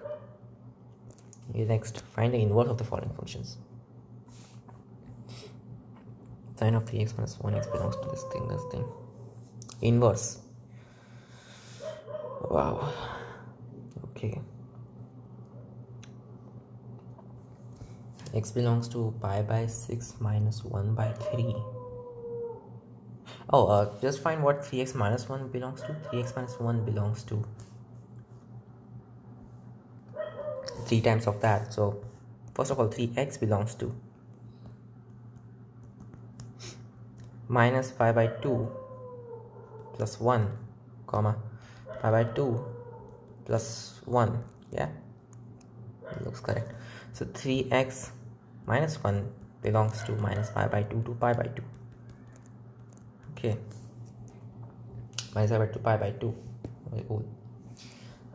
Yes, so if we have something like y equal to sine of 3x minus 1, what can you say? You can always say that 3x minus 1 is just sine inverse of y. Yeah, that will be doing it. So 3x will be like x equal to 1 plus sine inverse of y upon 3. So the inverse function of this thing will be 1 plus sine inverse of x upon 3. Yeah, cool. Okay, then arc sine, which is the same thing as sine inverse, f of x equal to sine inverse of x by 3. So x by 3 is from minus 1 to 1, so f of x is going from minus pi by 2 to pi by 2. Yeah, just the sine function, that should be doing it, right? Because so x will just be 3 sine y. What is this? Oh, where did it go? That should be doing it, I think. 3 sine x, that will be the function. So instead of putting x, I'll just put 3 sine x, and that will be sine inverse of sine x. Yes, where this x is now going from minus pi by 2 to pi by 2 correctly, and that will give the correct thing, I think. Okay, next. Yeah, that will give the correct thing. That's going to be f inverse. Okay, f of x equal to x is less than 1, x squared.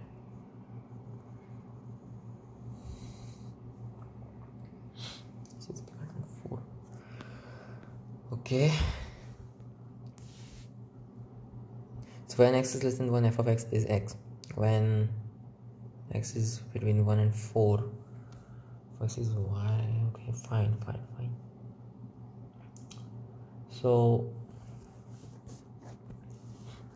you have this condition y equal to x when x is less than 1. That just means y is also less than 1. So when y is less than 1, you can just say x equal to y, right?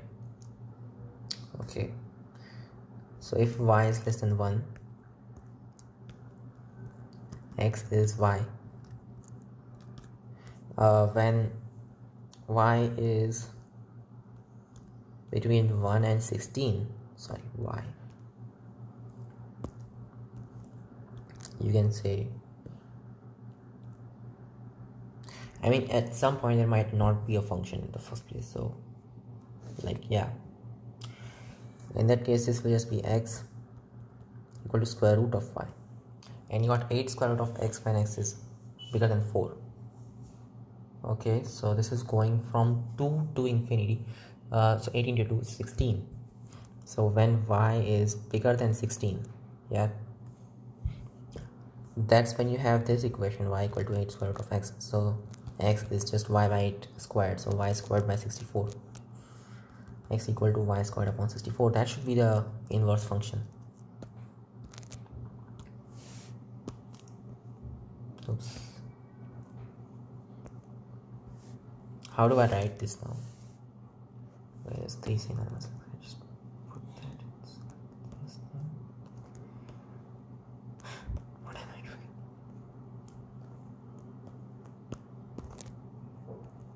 Okay, there we go.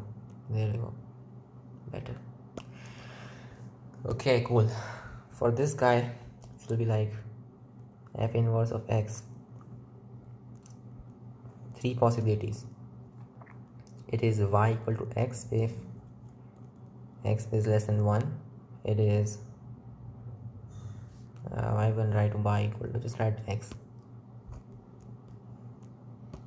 It is square root of x if 1 is less than or equal to x is less than or equal to 16, and it is x squared upon 64 if x is bigger than 16.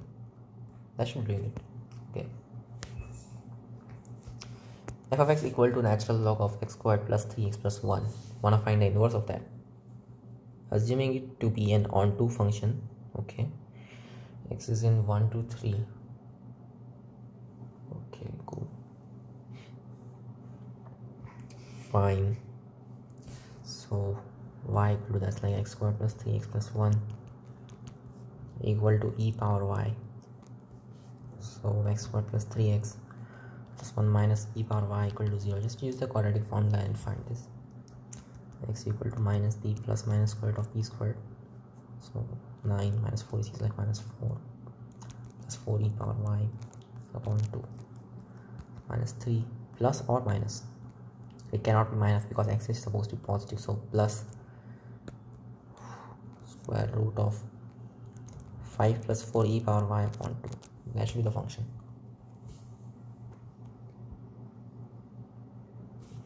This is just minus 3 plus square root of 5 plus 4 e power x upon 2.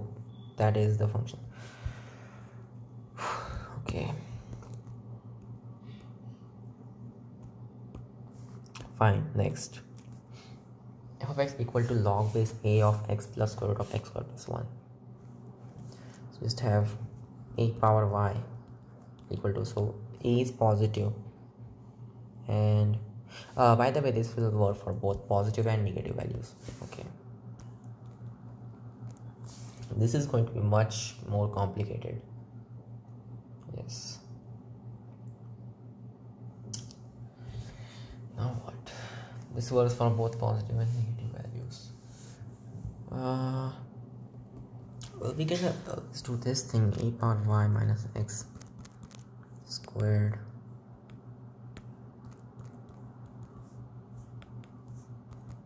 is there something that I'm assuming incorrectly? Well, the first equation is definitely correct. Yes. Yeah, this equation is also correct. So you can definitely find out what x is in terms of y, but then there will be a plus minus situation and you will have to figure out what to do in that case, because like negative values work as well. So that's a problem. Well, this is an increasing function, so it shouldn't be a big thing, right? Well, it's increasing in positive range. What happens when this becomes negative, right? So instead of putting x over there, I'll just put negative x. So like when x is say negative h, this will just be log base a of negative h plus square root of h squared plus 1, which we can write as negative log base a of square root of h squared plus 1 plus h, and that will be a problematic thing. In that case, y will be negative. Okay, so now you have to make two possibilities, that one case y is positive, one case y is negative. Yeah, that's how it's gonna be. Will this automatically correct this? No, it won't. No, it won't. Well, at least if x is positive, then we can always say that this is happening. Just think. Whatever. Split this to e power y into x plus x squared equal to, oh, all our problems are just solved, because guess what, we got a linear relationship, so nothing to worry about. 2 a power y. So x is just a power 2y minus 1 upon 2a power y. That's it for both positive and negative values. It's a linear relationship, which makes sense because guess what, this is somehow related like to the sine of the sine h inverse or something like that, right? Yes, sine h inverse of x. This function is like this function, natural log of x plus square root of x squared plus 1. This thing is the sine h inverse function, which, yeah, it's the inverse of sine h, so it should have an inverse, and that's why this actually works, right? And looking at this actually does look pretty much like a sine h function, because this is essentially just a power y minus a power negative y upon 2, which is, yes, the sine h function. So this was not bad. Yeah, I mean, this is not a sine h function, it's when a is replaced by e, but it's like that. Okay, a is positive, a not equal to 1.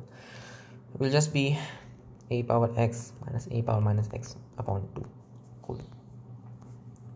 The function f of x is defined in 0 to 1. Find the domain of f of tan x. Okay, so this tan x is in 0 to 1.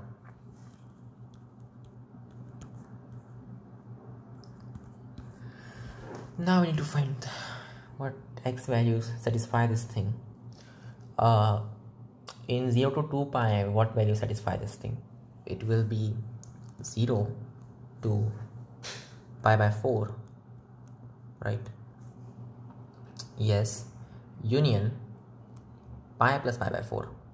Actually, yeah, so just put n pi over there. That should be doing it. Just need to do for the first quadrant, and after that we just put like that. Okay, so n pi comma n pi plus pi by 4, that is what we wanted. That's it. So that will be the domain.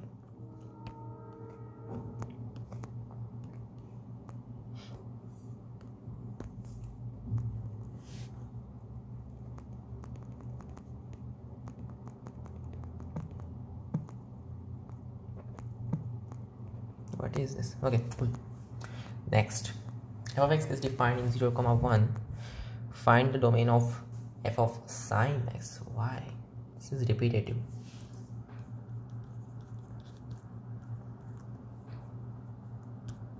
I mean, come on, this inequality is just stupid. I mean, like, why would you even consider this? Okay, so just sine x is bigger than or equal to 0. When is that going to happen? Well, that happens for x belonging to 2n pi 2, so it should be like this, 2n pi to 2n plus 1 pi. That's when this is going to happen. But where do I write it now?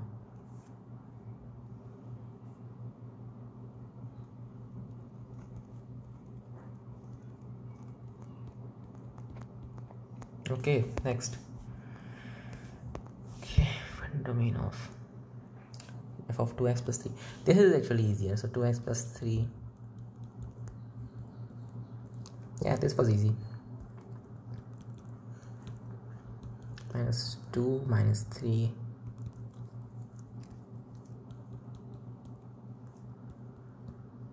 Sorry, minus 2 by 2. That's 3 by 2. That's better. Okay, cool.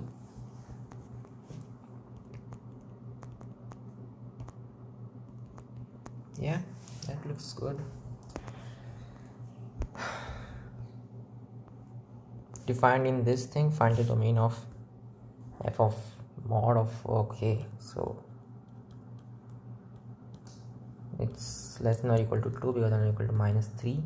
Well, this is a stupid inequality, no need for that, so don't think about it like that. Okay, so this will just be that. So this is like this. So less than or equal to that, so like strictly less than 3 and bigger than or equal to minus 2. That should be doing it. So this is just going to be minus 2 to 3. Yeah, that's it. Wait, okay, let's keep going. F of x is this thing, then evaluate this sum.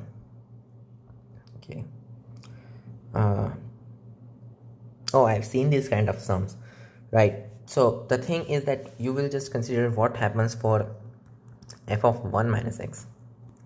F of 1 minus x will be 9 to the power of 1 minus x upon 9 to the power of 1 minus x plus 3. Why am I doing this? Because look at these. Maybe we can pair these, right? So this is going to be 9 upon 9 power x upon, which will be 9 upon 9 plus 3, 9 power x, which we can, I think, simplify. So 3 upon 3 plus 9 power x. Yeah, as I expected. So you do have f of x plus f of 1 minus x equal to what? Equal to 1, right? So if I call this thing s, so s can be written as f of 1 upon 1996 and so on, but it can also be written in the opposite way. So f of 1995 upon 1996 and so on, right? So increasing, decreasing. When you add this, you just get 2s equal to, how many terms are there? All of it is 1995, so 1995 times 1. So s is just 1995 upon 2. That should be doing it. So this is just 1995 upon 2. Easy as that. Next. If f of x is this thing, then prove that f of x is a constant function. Okay, fine. These are constants, so we don't have to worry about them. Right, maybe we can just do something like this. Okay, so you have f of 1 over there, so from that maybe we can put f of 1 in this and see what we get. F of 1 plus f dash of, yeah, that's right. We can do this. We can definitely do this. We need some way to describe everything easily. So I'll just say f of 1 is a, f dash of 2 is b, f double dash 3 c, this guy is d. So you just have the first equation that we will put is a equal to, so without taking a derivative, just gonna put 1 over there. So a equal to a plus b plus c plus d. Okay, after that you will take one derivative and you will put 1 in value of x. So this will just be b, right? Yes. Wait, do we put 1 or we put 2? X equal to 2.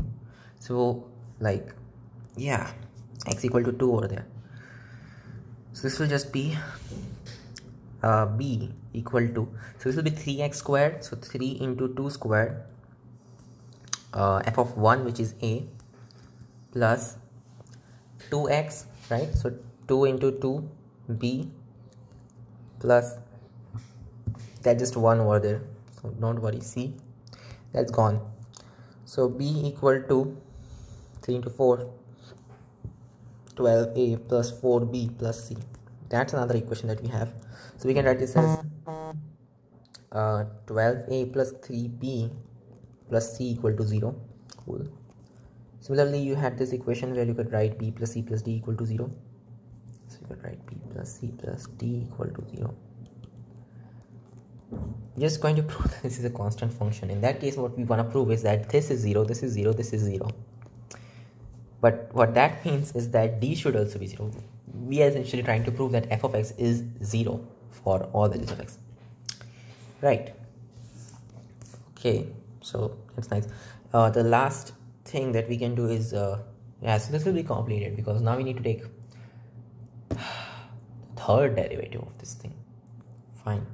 For the third derivative, this will be c equal to 3 into 2 into, so that's just x remaining, right? Because first 2 then 1, so into 3. So we have to put x equal to 3 after taking the third derivative. Wait, no, not third, second derivative. We took the first derivative and put 2 over there. After that we will do the second derivative and put, did I just mess this? Oh, yeah, I put an extra dash over there. Right.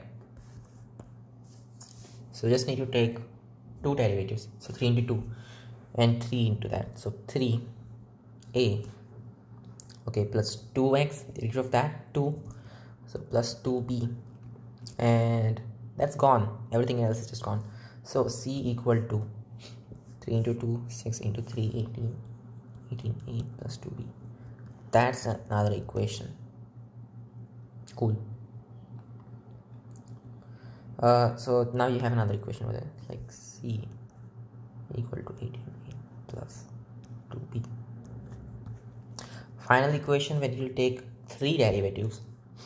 So 3 derivatives means that this and that will get cancelled because 0. This will be remaining. So just have, after 3 derivatives it will be d equal to 3 into 2 into 1, yeah, no x remaining, into a. That's how it is. So d is 6a. Cool. Just put that into these 3 equations. So first equation you have 12a plus 3b plus c equal to 0. Then you have b plus c plus d equal to 0, but this will just be b plus c plus d is 6a. Yeah. Plus 6a equal to 0. And then over here as well, c equal to, okay, that's it. That's all you can do. 18a plus 2b. Now we're going to put this equation into that equation. It's like 18a plus 12a, that is 30a plus 5b equal to 0. And for this guy, well, we can simplify this, b plus 6a equal to 0. For this thing, just put this over there, like 3b plus 24a equal to 0. So b plus 8a equal to 0. And from these 2 equations you can see like a is 0, and putting that into this equation once again, so just get b equal to 0. From that, c equal to 0, d equal to 0. That's it. We proved that f of x is 0. F of x equal to 0. Cool. Okay, if g of x is a polynomial satisfying this equation for all real x, y, and g of 2 is 5, then find the value of g of 3. Okay, cool. Hey, I've seen this kind of functional equations a lot of times. So yeah, we can do this thing. We can g of x, g of y minus g of x minus g of y, and now for the special part, plus 1 equal to g of x, y. So this 1 we added over, so minus 2 plus 1, so it should be minus 1. So this will be g of x minus 1 into g of y minus 1 equal to g of x, y minus 1. And now what I will do is take a natural log on both sides. I mean, should I do that? It might be that these are not positive or something. Can it be like that? Come on, man, think about it. Okay, first thing first that we can do is just put this g of x minus 1 as f of x. So this will just be f of x, f of y equal to f of xy. That's nice. Next, we can maybe do this thing that we can put y equal to 1 into that's like f of 1, f of x equal to f of x. Yeah, from that we know that f of 1 is just 1. Okay, cool. That's not really useful. We can put 0 over there. Yeah, and f of 0, like, right, that only makes one sense, that f of 0 is 0, something like that. What I want to prove is that all of these 3 things are positive. How do we do that? How do we prove that these are actually positive?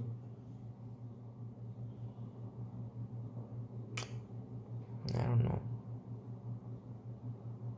Come on, think. X, Y, over there. Hey, we can do this thing. Oh, we could in fact do that thing, right? So we can write f of x as,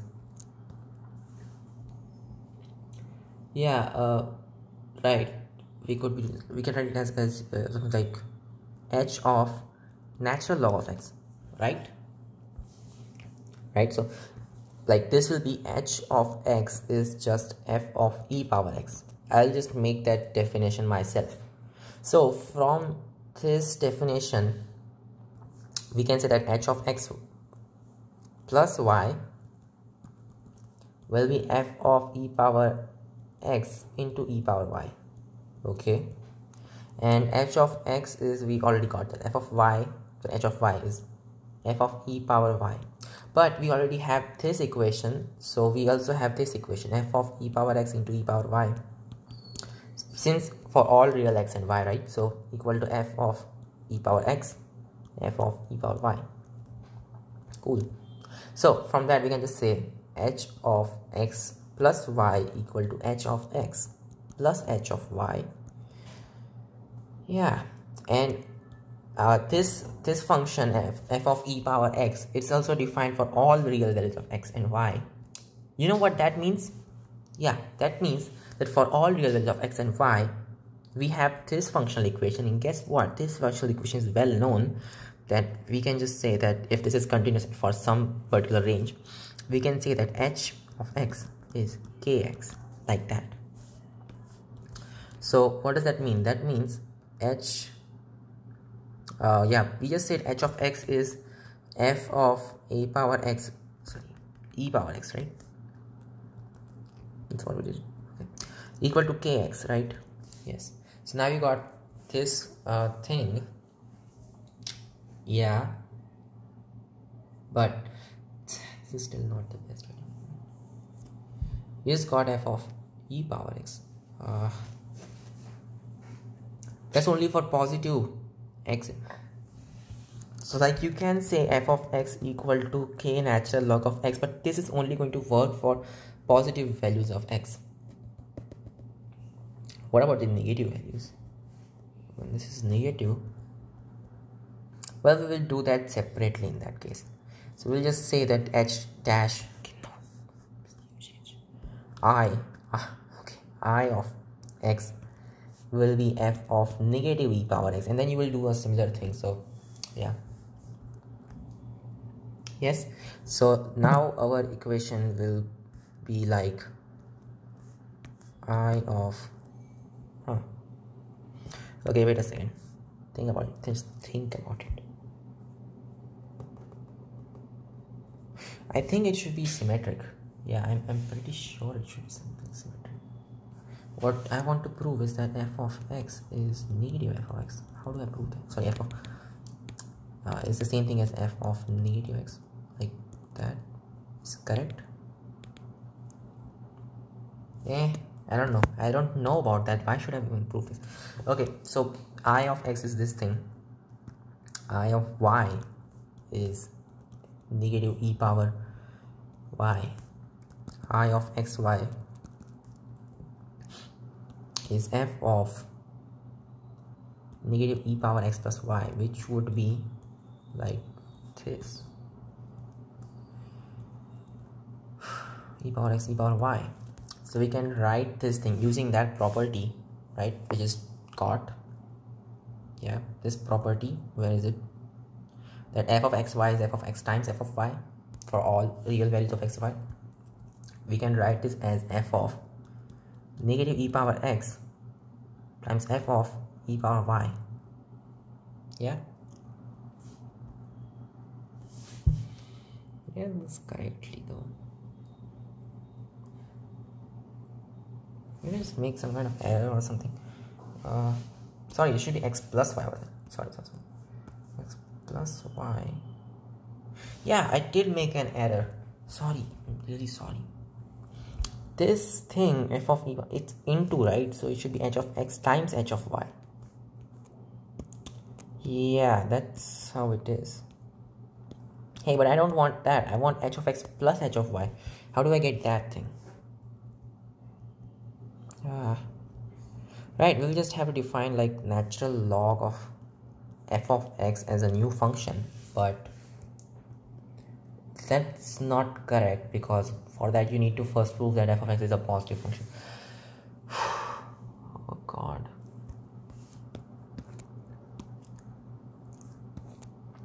Okay, by the way, we actually do know that this is like this. So I of x plus y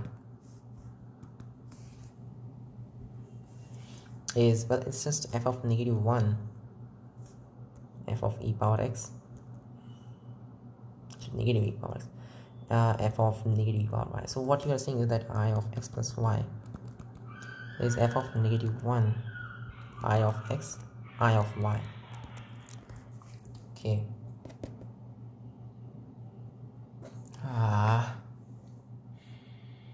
This is so problematic. How do we get this, man? They didn't give us anything special about it. They only gave us like g of 2 is 5. Find the value of g of 3. Huh. Maybe we don't need to know what the function is to actually find it. Maybe that could be. What did we define as f of x? Yes. F of x, g of x minus 1 is our f of x, right? Okay, cool. So g of x minus 1 is f of x, and you have the following property: f of x y equal to f of x times f of y. Okay, that's all you know for now. Okay, and we also know that g of 2 is 5. That means f of 2 is g of 2 minus 1, which is 4. And okay, so for finding f of g of 3, need to find f of 3. So how do we do that? G of f of 2 is 4.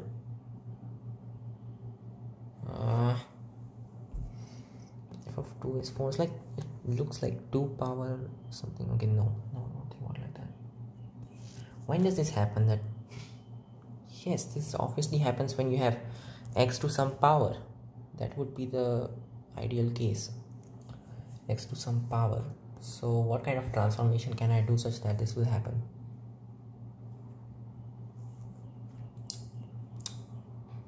Obviously taking the natural log over there, but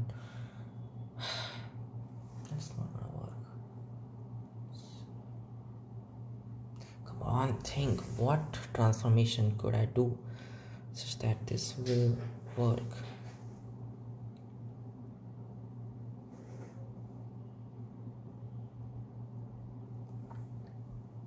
Like, I could definitely put this equation over there as like natural log of x plus natural log of y, right? Something like, no, that's just stupid.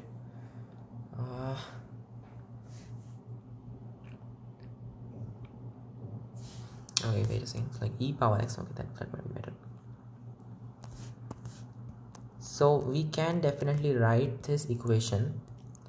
For all real x and y, you have the following: f of e power x, f of e power y.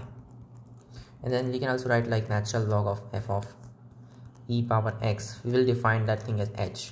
So this is h of x.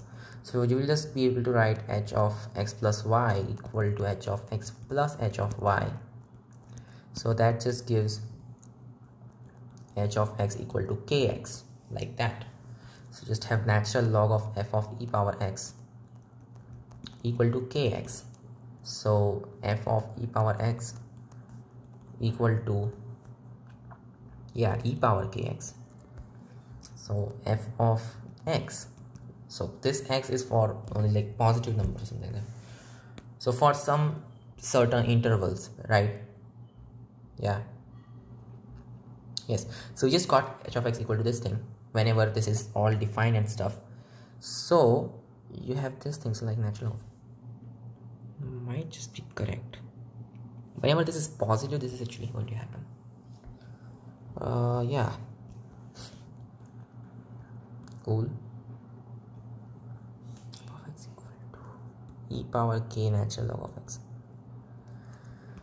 Wow, just wow. So like this will just be x to the power of k.